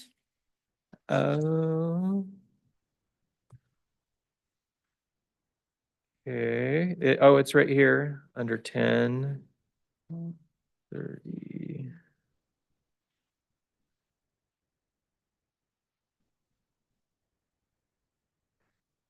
Teresa, do you have it memorized?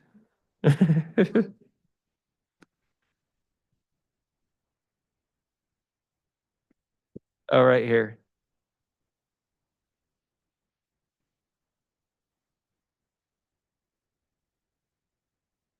Okay, off premise. Okay, right here. So this is it right here. So talk me through this. What would the standard be if no deviation were approved? Okay, so it would be residential, if it's a townhome, 2 per unit. If it's a studio, or probably a one bedroom would be also applied, then be one per unit. If it's a 2-bedroom, then 2 per unit. If it's a guest, well, every unit would have 1 per 3 as a guest. So those are just flexible. And then where it's a mixed use, then we would look at it and be like, okay, is the ground floor office? Then it's 1 per 400 square feet. Is it In a addition bank? to the residential that's above Yes. it? Yes, in addition. So essentially, we would, have their building plans and what's the square footage on the ground floor or second floor, and you need so many commercial stalls, and then you need so many residential stalls. And then if they want to propose a shared parking, and then they would do a study, figure it out, run some numbers, come in, and that would be a planning commission approval. So it requires a process to customize it. And that parking would all be evaluated and submitted initially at the same time before anything was approved, right? Yes, Okay. yeah, the whole project, there's no other way to do that. And the planning commission wouldn't be voting on approving the project, because all that would be as permitted uses per standards, but the parking would be. Okay. I'd like to call for the commission to close public hearing, and then we can go through some more of this stuff. There's several things I want to work through. I move to close the public hearing. Is there a second? Okay, motion by Aaron, seconded by Becky, that we close public hearing. All in favor, say aye. Raise your hand. Raise your hand. Okay, I see Jason's and I see Mark's. Okay, full. Okay, now, public hearing is closed. I'm gonna turn time over now to the council discussing things. I'll let the council go first. Do you have any discussion before I get into mine? Aaron, do you have any more at this point? No, I don't. Okay. Mark, do you have some things you'd like to bring up and discuss about those changes at this point? No, I do not. I'm fine. Okay. Jason, do you have any? No. Okay. My turn then. Okay. Go ahead and pull your presentation up.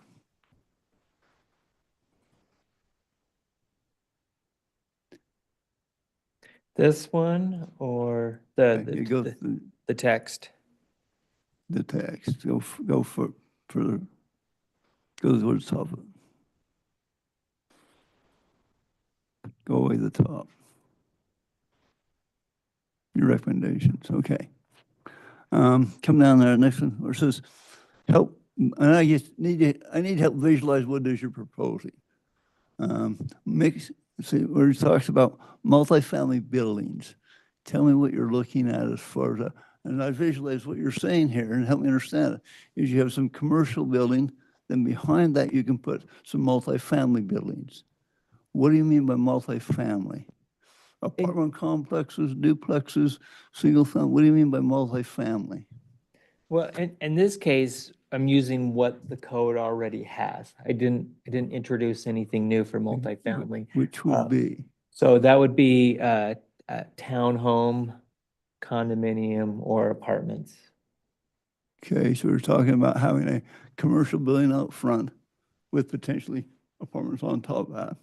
And then behind that, and there's no distances I see here, behind that you could have a mixed use, excuse me, a multifamily building could be an apartment building sitting right behind. Correct. Okay. Is there anywhere it's got any setbacks or distances between those at all? If it's all the same project, I'm not sure I've seen any setback dimensions. All the existing code setbacks would apply. Would apply. Okay. The CC zone would apply. Okay. The only place that we're changing the setback would be the mixed-use building at the front. Okay. And we're looking at this just in the CC, current CC zone. Is that correct? Correct. Okay. Go down the next section, right, section's right there still. Let's go back up. Right there. Parking is restricted to the rear or side lot. Help me understand, that says for mixed-use buildings. So that means you can't park in front? I'm not So understanding. I added the off-street, you brought that up. I'm gonna go to the actual code language.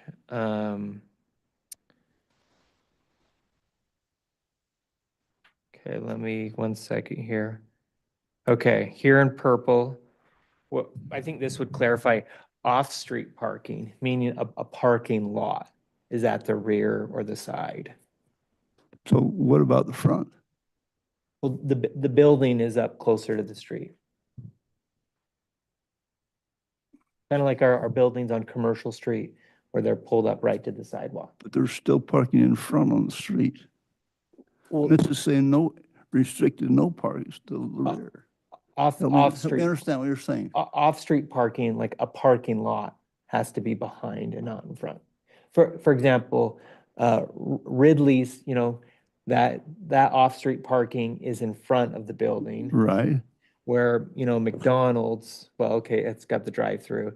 Let's just say the ice cream place. Give me an example. So I'm not the example. So I'm not visualizing what you're saying here.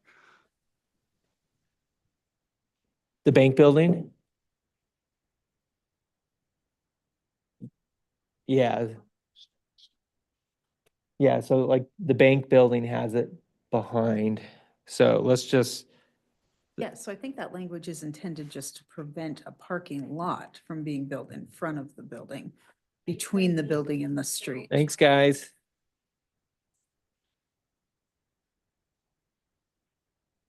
Okay, so for example, this is a good example right here. Okay, Deb Spicy Pie down in there. So in this case, out in front is street parking. Okay. That's where you're on the street and you pull right in. That's allowed. We're not, but off-street parking, meaning a parking lot, that's all behind. Whereas what the ordinance wouldn't allow is something like Ridley's. I mean, it's a different use and nothing against that, but where the parking lot is in front.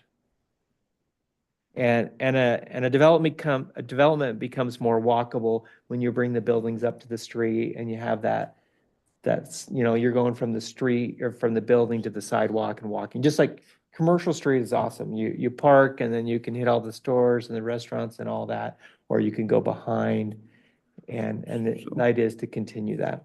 So this terminology is talking about off-street parking, not all parking. Correct. And I added that. So if you agree and then then right here under F, if we add the term off-street parking, then I think that would solve that.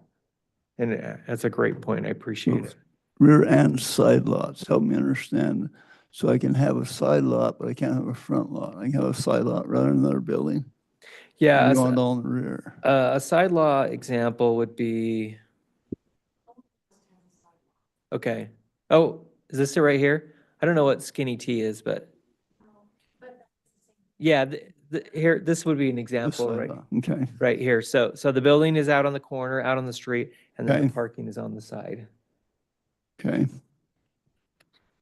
but not directly in front. it's on the side, okay, all right. I still need to help me dialogue the covered entrance. I'm not, and again, I've not seen the new modern stuff you're looking at, but I'm not visualizing one in Morgan anywhere that's got a covered entrance. Yeah, so let me just show you. So this example right here, you see this kind of architectural feature right there in front of that door. Right. We haven't allowed those on Commercial Street so far.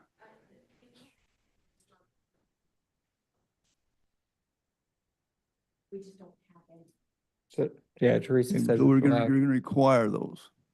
I would add at least on the main entrance. It's something that nicer upscale buildings are doing. So you'll see it there.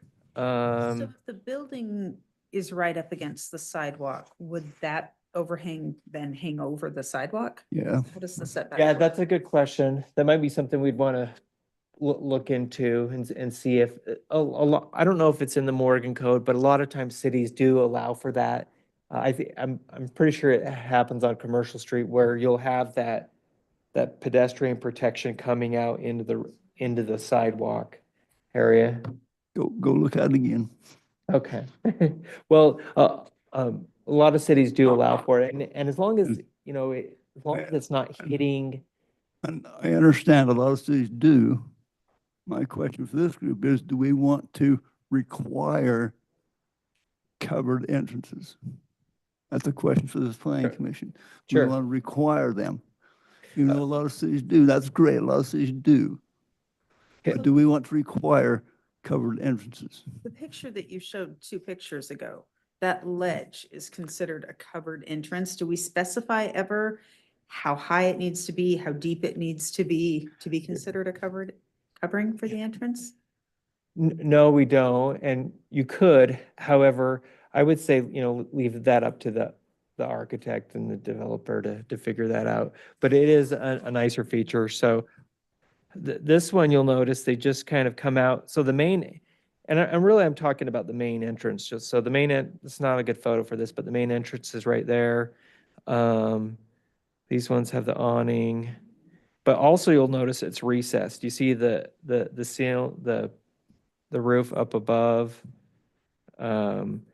This one is, you know, a really nice kind of recessed there as well. So, I have no objection to the Yeah. covering. I think that looks, like you said, it looks upscale, it looks nice, but I do have questions about Re- the math with the offset and how far it needs to stick out, yeah, I'm just not sure. well, and it could be that, one, we could look at if that comes out, that could be something to look at. Also, it could be that you don't, and so they would just have to recess the building at that main entrance, so you get something like this. Yeah, Um, but we would just need to specify. or, that. or not even require it as well. And it doesn't say that, like 5 feet or 10 feet, it could be 2 or 3 feet. It's just a feature that I've noticed from nicer buildings. They do have a covered entrance, and also it forces the architect and developer to, hey, let's look at something. It's kind of a design thing of where you're going in design weeds here, but you think about everything's good design is all human scale related. And when you bring it down to the first floor, you look at that entrance, you're really doing that. And with these key things, I'm just trying to hit, okay, what are the essential items so that we get nice buildings and not crazy detail requirements. But if you do all these things, you're going to end up with a good project.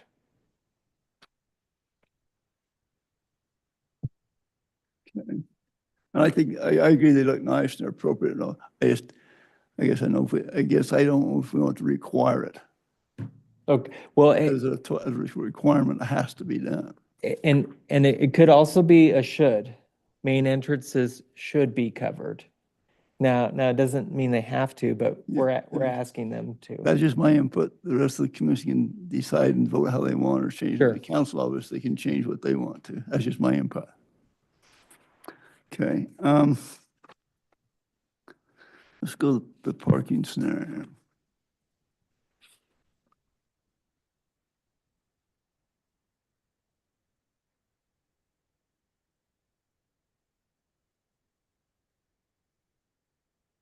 It appears to me like we're putting a lot of question on the engineer to decide whether may I is this good or bad rather than the criteria to go by, rather than standards to go from.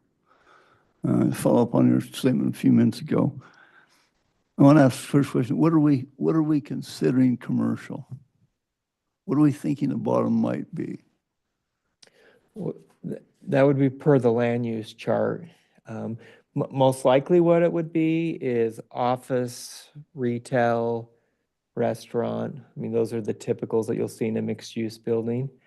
Okay. However, legally, it's per our land use chart that already exists. We're not adding or changing any uses other than the residential part. Okay, so if those uses are businesses that close at 5, I understand maybe the trade-off. If you got a restaurant or a commercial shop and they close at 10 o'clock, help me visualize how the parking works when residents come home at 5. Well, that would be up to the developer to help us visualize that. And if they couldn't sell us on it, then no, it doesn't work. They're trying to sell us on. Again, it's Well, It's true, and it also could be wrapped into the development agreement. Right, Gary? okay, here's another scenario. Currently, it's a restaurant.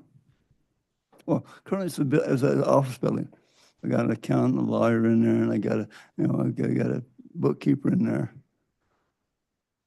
Well, if that use changes 2 years from now, and it becomes a restaurant.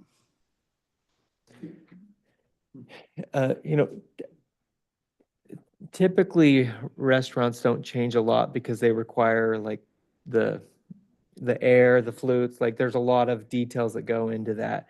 However, maybe it's office and then someone wants to do axe throwing or something like that. And so that's at night. So, I mean, it's a valid question.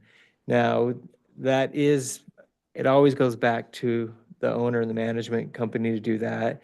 And it also is within the parameters of the development agreement. So they may have to come back to the city. But Gary, do you want to answer this? This is a good legal question. As to whether or not you can control that by development agreement or? Well, the question is, what if they're approved under one condition and then they change the uses and the time, the scenario changes 3 years down the road? You're not, I don't think, maybe Gary can say this, but I don't think you can guarantee what that commercial use is going to be. Mr. Chair? It could give you a good example. So at the Morgan Valley Plaza, it was built specifically for retail and office only, parking's in the back. Throughout the years, we've had people come in and say, hey, I want to have a restaurant here. It does change the building classification. So if you're a building official, there's all kinds of rules that require a building has to meet depending on what the use is going to be.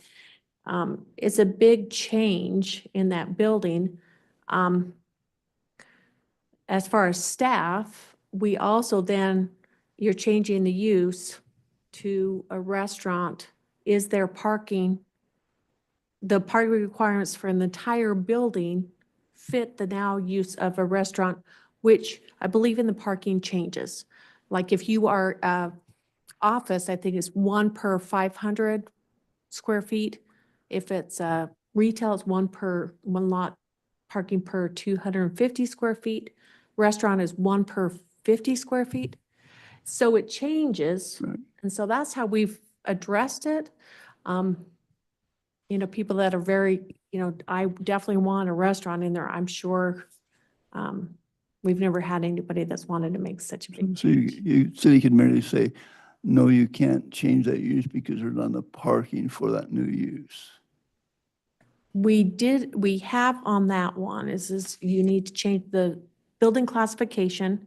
Here's the requirements that building officials told you in order to change this little unit into a food establishment. And also, is there enough parking? Most of the time, it takes a lot to change the building Right. classification. Right. And it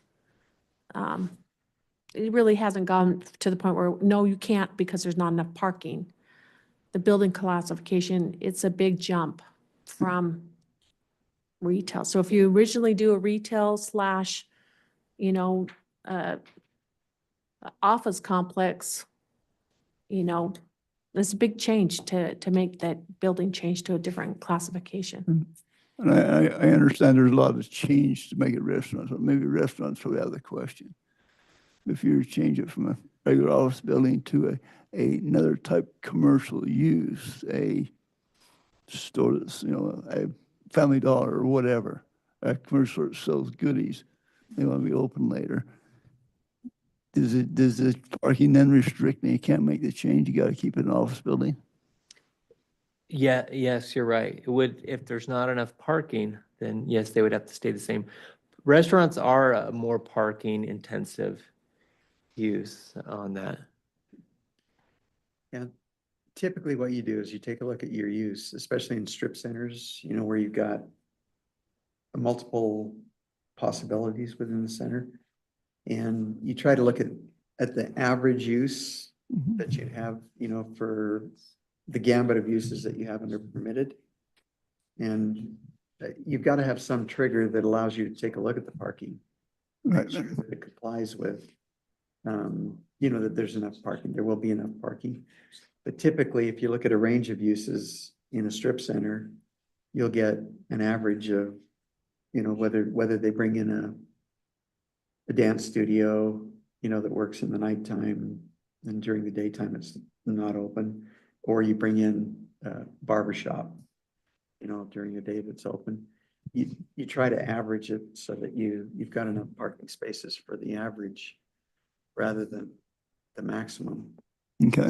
That's kind of what things are changing to, is they're not looking at the maximum parking anymore. Because, you know, the Walmarts of the world and that type of thing, they have a maximum requirement that is beyond what the requirement actually is in the city. Most of them do. And now they've started to look at it and say, you know what? We really only need enough parking for what the average parking is all year round. If you got a little bit of a crowd at Christmas, that's okay.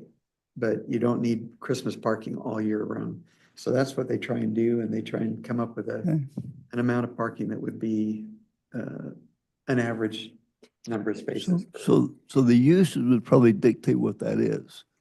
So if we have it in place, then if somebody can meet it, that's a positive thing. If somebody can't meet it, then they can't put that particular business there. Is that kind of what it boils down to? Correct. Okay. Yeah, and as Gary mentioned, you know, historically, companies like Walmart, they plan for Black Friday parking. They realize that's a horrible use of land because, you know, 99% of the time you're not using all this land. And so they are scaling back and they're also looking at that mixture. One particular I've noticed is interesting is gyms. Like this gym area that I go to, half of the parking lot is full in the morning and it's just gym use. You know, it's restaurant, it's dental, all these other uses that are empty. Nobody's there in the morning, but the gym has the parking lot half full. Well, in the evening it's less because these are classes, and at nighttime it's the restaurants and other that, and whoever is managing that development has done a good job with the mixture because they have morning uses, lunch, and then they have evening, and they're all kind of complementary. Okay.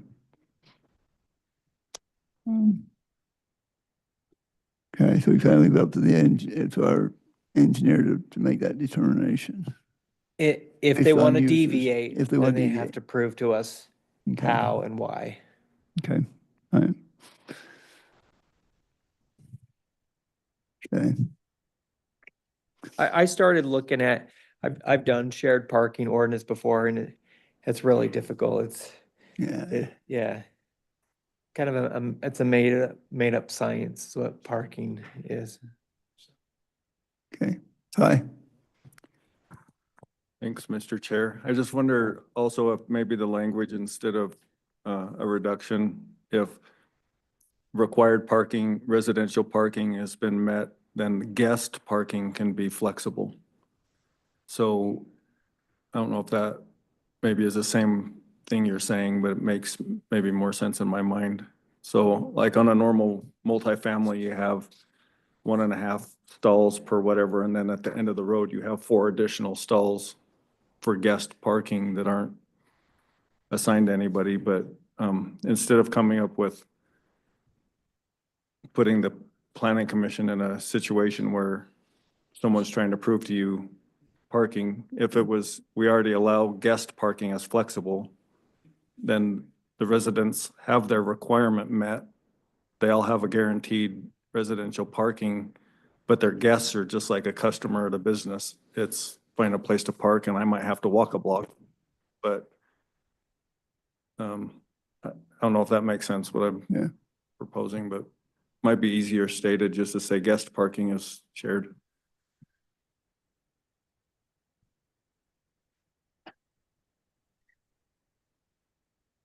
Now I'm stuck. It is a Okay. hard situation. And we've got, if you think of in Layton, we've got on Main Street in Antelope, you've got that big center there on the corner that used to be a Kmart. And a use came in, it was indoor storage. And indoor storage has almost no use during the day. And so we entered into an agreement with the individual who owns that entire center that they would only ever use that for indoor storage or a use with the parking limited to what indoor storage would provide, which isn't very many spaces. And because of that, they were able to actually put pads out. They put 3 pads out front, which do have a lot of Use, traffic that The goes. restaurants. aren't Yeah, they? the I've been restaurant. there. okay, So, it can be done, but the city would have to take additional steps. If you got a use like, for example, if you did have a gym, an EOS, which is full all the time, pretty much. You know, I can see the logic value. I guess my first impression was, I didn't want to say put the Mother May I wand on somebody's hand. I'd rather be more criteria set. It seems like we're creating a lot of Mother May I's and giving people wands in this deal. And I'd rather stick to the code. Yeah, this is what the code says. This is ordinance, rather than giving people Mother May I wands. So I'd like to see maybe look at that verbiage a bit. I'm not opposed to the concept, but the Mother May I wand troubles me a bit. so Yes. you're not wanting them to come back to the planning commission every time they. Well, set up is supposed to go the engineer, and he'd decide the way this is set up. Would you want city engineering to approve it? Isn't that City what you- engineering I and thought that's what- planning? I thought that's what it said, I thought. It's really less an engineering Who's it go issue to? and more of a, How the text is written is the planning commission may approve lesser parking number based on the study. Okay, But that could be changed that city planning and engineering may as well, if you want to keep that as more of a staff approval.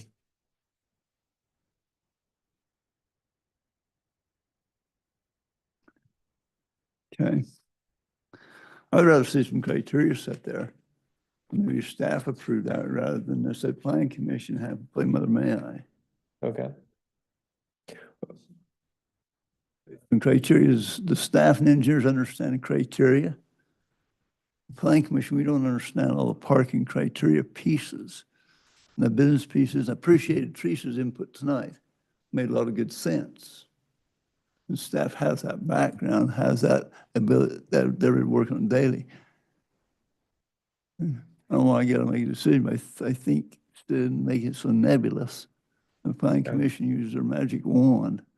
That's when you get in trouble, I think. Chair. Just another comment on that is there's a lot of permitted uses in the city. And how city staffs handle that is they're permitted use, but is there compatible uses with the same, with other businesses, say, that share the same building or something like that. So we do require even a permitted use has an application as well. A good example, and it's been years now, is when Morgan Grace Fellowship chose to move to Commercial Street. Obviously, we know that there's an issue with parking on Commercial Street.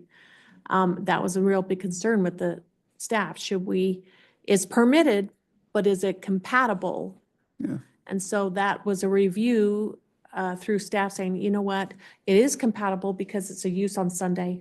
They did present how they did have classes that were on Wednesday nights, kind of did their whole application of when they were going to be using that use and have a majority of the parking for their patrons. And the uses around it, their times that they were opened, made it possible that we were able to allow them to move over there. So, I don't know, I can see where this could be the same kind of concept as, if they want to do a building where they limit, well, show us what kind of uses you're planning on here and present to us we never made that determination without them doing their homework of what's the uses around you, what are the times they're available, how many, their business hours and everything. So I don't know, it worked for what we do currently.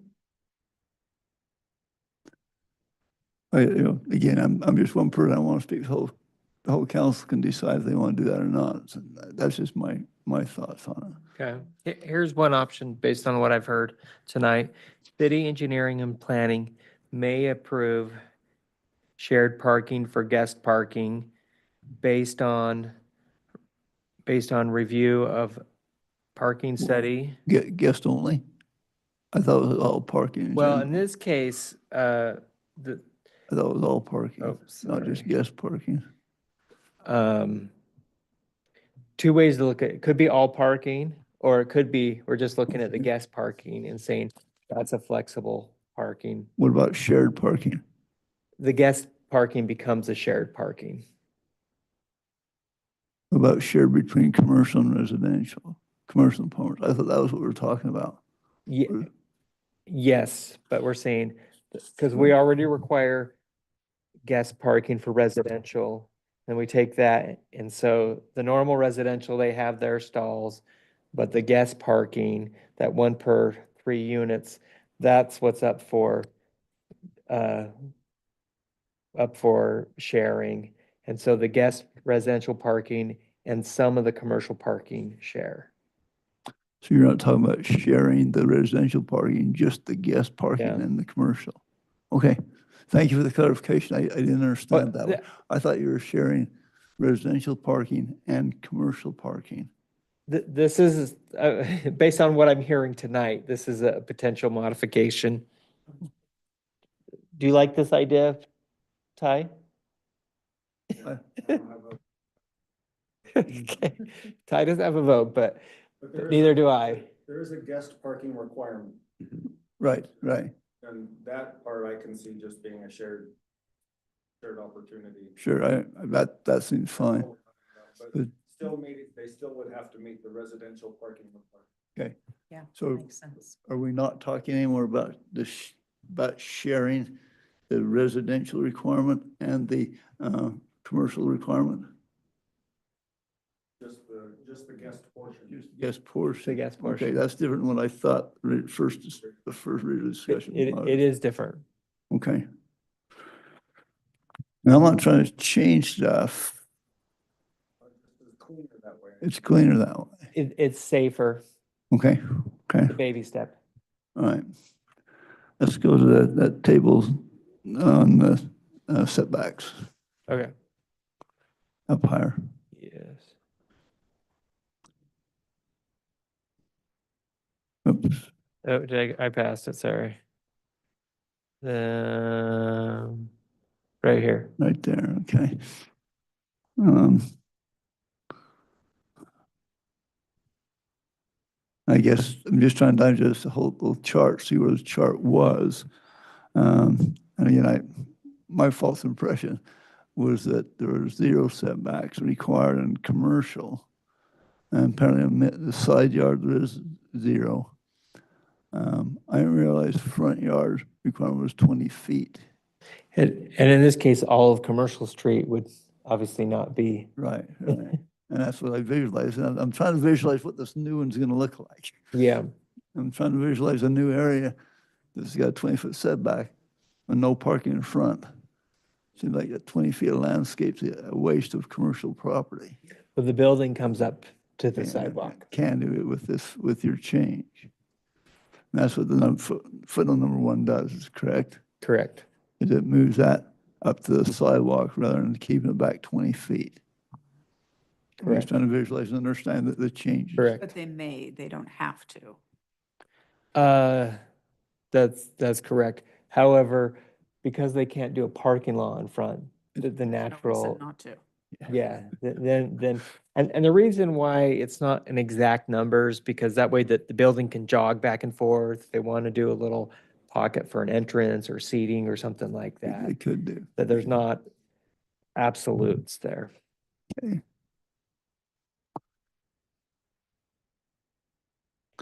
On that number, the second one down there, minimum side yard, that's just on a street, right?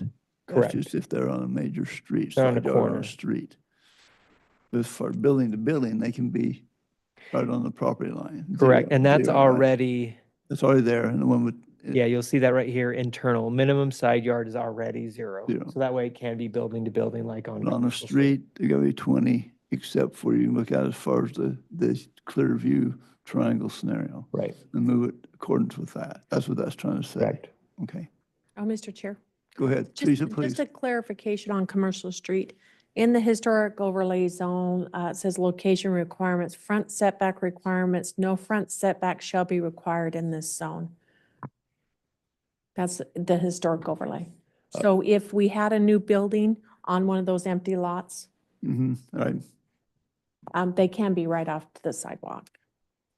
But because if they're not in the historic overlay zone, but in a commercial central zoning, that'd be we set want back, it up front. that'd be too. set back 20 feet. Right. To make this change. Okay.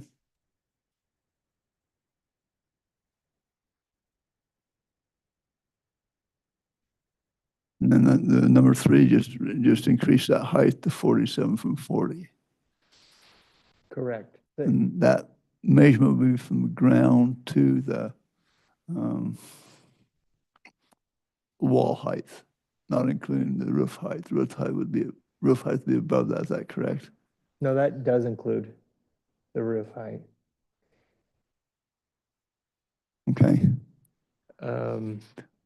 What it doesn't include is like a chimney or an antenna or some kind of, It does include the roof, the top of the roof peak then, Yes. rather than just the wall height? it's the top of the building, yes. Okay. Is that your I'm understanding? mistaken, because I thought. Teresa floor as well, height that- was to the top of the wall, not the top of the pitch of the roof. The existing code as is, the 40 feet. Just a clarification, and I don't know exactly how that works, but on the building official is indicated, it's kind of like a calculation. So it's not quite the wall, but it's not quite the ceiling Yeah, itself. there's a difference there. It's not the peak of the roof. It's not Right. the roof peak. Yeah, Okay. so it's almost to the top of the roof. Okay. Yeah. There's an average. There's It's an some average. Calculations in there. Yeah, an average. So, and this would follow the same formula. We're not changing that. Okay, okay. Right. That's the comments or thoughts I had on it. I'll turn to council. Any more thoughts, any more discussion? No, I like those proposed changes to the parking to make that for the guest parking. Okay. Now seems pretty straightforward. Mark, do you have any other input or questions or thoughts? Mark? And then Jason? No, I'm fine, thank you. Okay, Jason? No. No. Yeah, can't hear you, Jason. No. You're good? Okay, all right. Since we have staff in the audience, I'd entertain some comments from the staff as well. Ty, Tony, Mayor? I'm always good for a comment if I Okay, can. go for it. Here. We'll let Gary finish it off. Okay, I just want to thank Jake. This is a discussion that's been pending on the agenda for several years. We started talking mixed use as a Potential. item to discuss well before we started the general plan update. So you think how long we spent on the general plan? And so I just want to thank Jake and then the planning commission. We're not quite waiting for the final report on the downtown area plan, but the information's there and just a good time to keep moving. And just from my perspective, this year, if you think about all the things that have been accomplished, the planning commission's really been active. It's meaningful changes, a lot of clarification, and it just makes the staff's job easier the more the ordinances are up to date instead of, meeting with an applicant and saying, doesn't really fit, or, we like the idea, we just don't have anything that addresses that. And I think it'll help the downtown area plan to, in whatever form or fashion. But kind of my statement the whole time I've been here is our residential demand can provide the opportunity for commercial space. If you're looking just for straight commercial space, it's too risky in Morgan, but having some residential units mixed in allows for people to open up commercial space because the residential demand, you can guarantee some occupancy. Nothing's guaranteed, but it makes projects worth doing. And so good use of the remaining space we have downtown. Thank you. Tony, Mayor? You echoed what I was about to say 10 minutes ago when I was over here doing this, and that was on the shared parking, because I had the same concern. I mentioned it to Ty. What if you have a restaurant down on the main floor that's going to have a very successful restaurant that's going to have a lot of parking, they're open till 10 o'clock at night and everybody's coming home at 5 and their parking is gone. So I saw that as a bit of a concern as well. So I'm sort of glad with that change we made tonight. So that was just a comment that's one of the comments I had. That was about it. I just want to say thank you for looking at it, discussing it. Let's try to get it right instead of having to amend this or that, which is an impossible task, but you can get pretty close. And we just have our Morgan dreams, right? But as a previous business owner, I recognize sometimes your parking expands. I happen to have a very good neighbor next to our store that lets us use quite a bit of his parking. But as we've seen in the past, it's not necessarily too friendly of an atmosphere behind Commercial Street sometimes. So that's why I said what I said, and I'm glad you discussed it in detail. Just my hope we can get things pretty well right before we jump off a ledge. Okay, thank you. Dave? Good discussion tonight, everyone. I think we have something we can live with.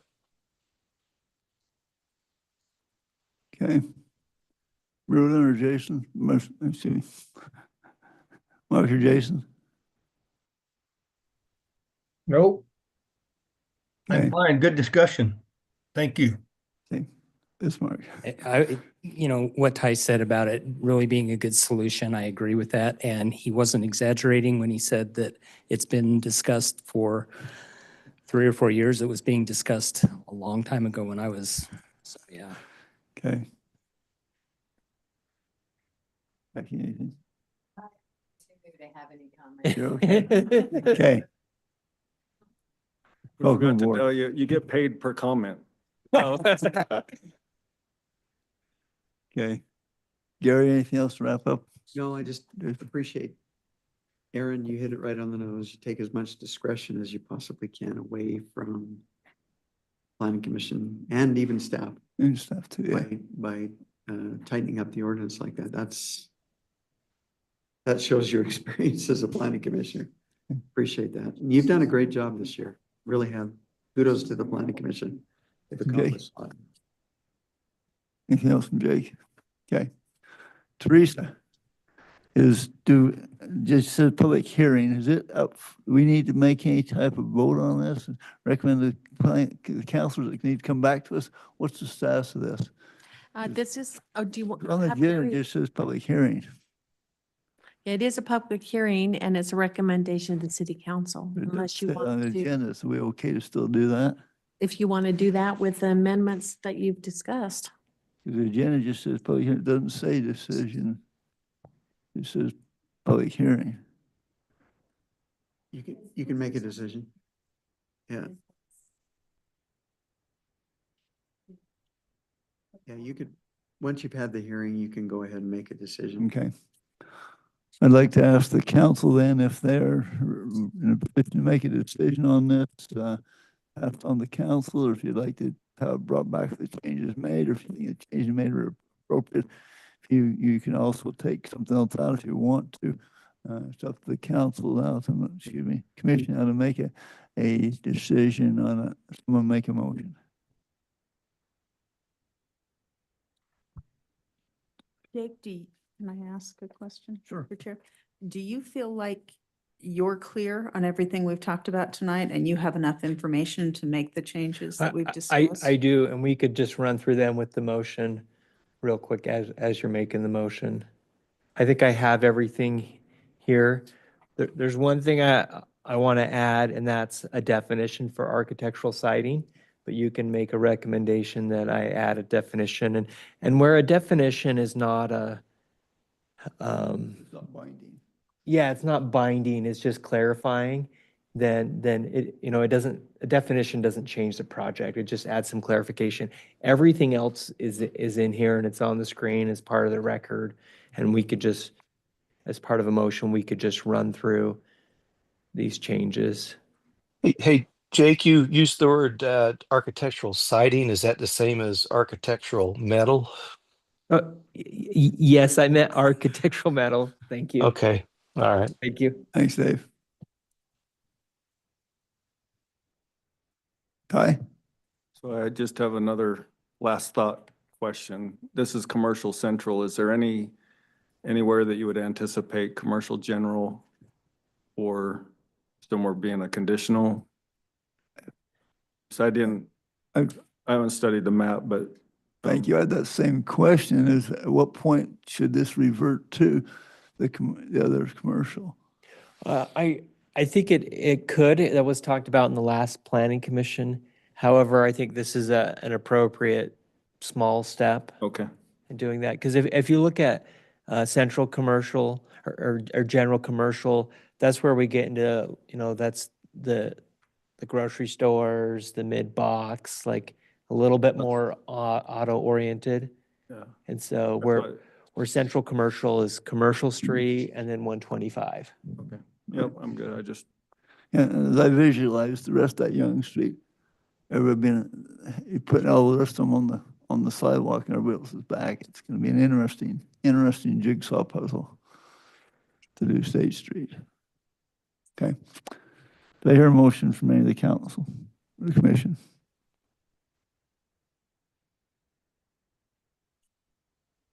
If they stab at it. I'm trying to decide whether I'd rather see a cleaned up version, Okay, you can do that but too. I was kind of waiting on somebody else. Okay. Your motion could be like to have brought back with a cleaned up version. That could be your motion. or Okay, Whatever you want to be. yeah, I would move to bring this before the commission at the next meeting with the changes and definitions that we've discussed tonight for final review. Okay, a motion by Aaron. Is there a second to that motion? Okay, Becky seconds that motion. So the motion is that we have Jake go through and clean up the changes we've made and bring back to our next meeting a cleaned up version. And basically it's to table it for our next meeting and discuss it further then. That's the motion, in effect. Ray, on just the some motion? discussion. Discussion on the motion. Just one item, Jake, is there anyone that you're working with that would interfere with a timetable in a project? Not that I know of. That's Okay. all I can say, not that I know of. We do have potential applicants that have been talking with the city and looking at projects and all of that. But there is no pending application and there's no deadline. And this Great. should be a pretty quick turnaround next Yeah, time. I Yeah, would we're think, after we're our good talking 1 month. discussions. Yeah, the changes are easy to make. Any further discussion on the motion? Okay. Seeing none, proceed to vote. All in favor of the motion, raise your hand, please. Okay, I see all. Everybody's unanimous. Okay, thank you. I appreciate that. Any further business to come before the commission tonight? Okay, seeing none, I'll declare this meeting adjourned. Thank you.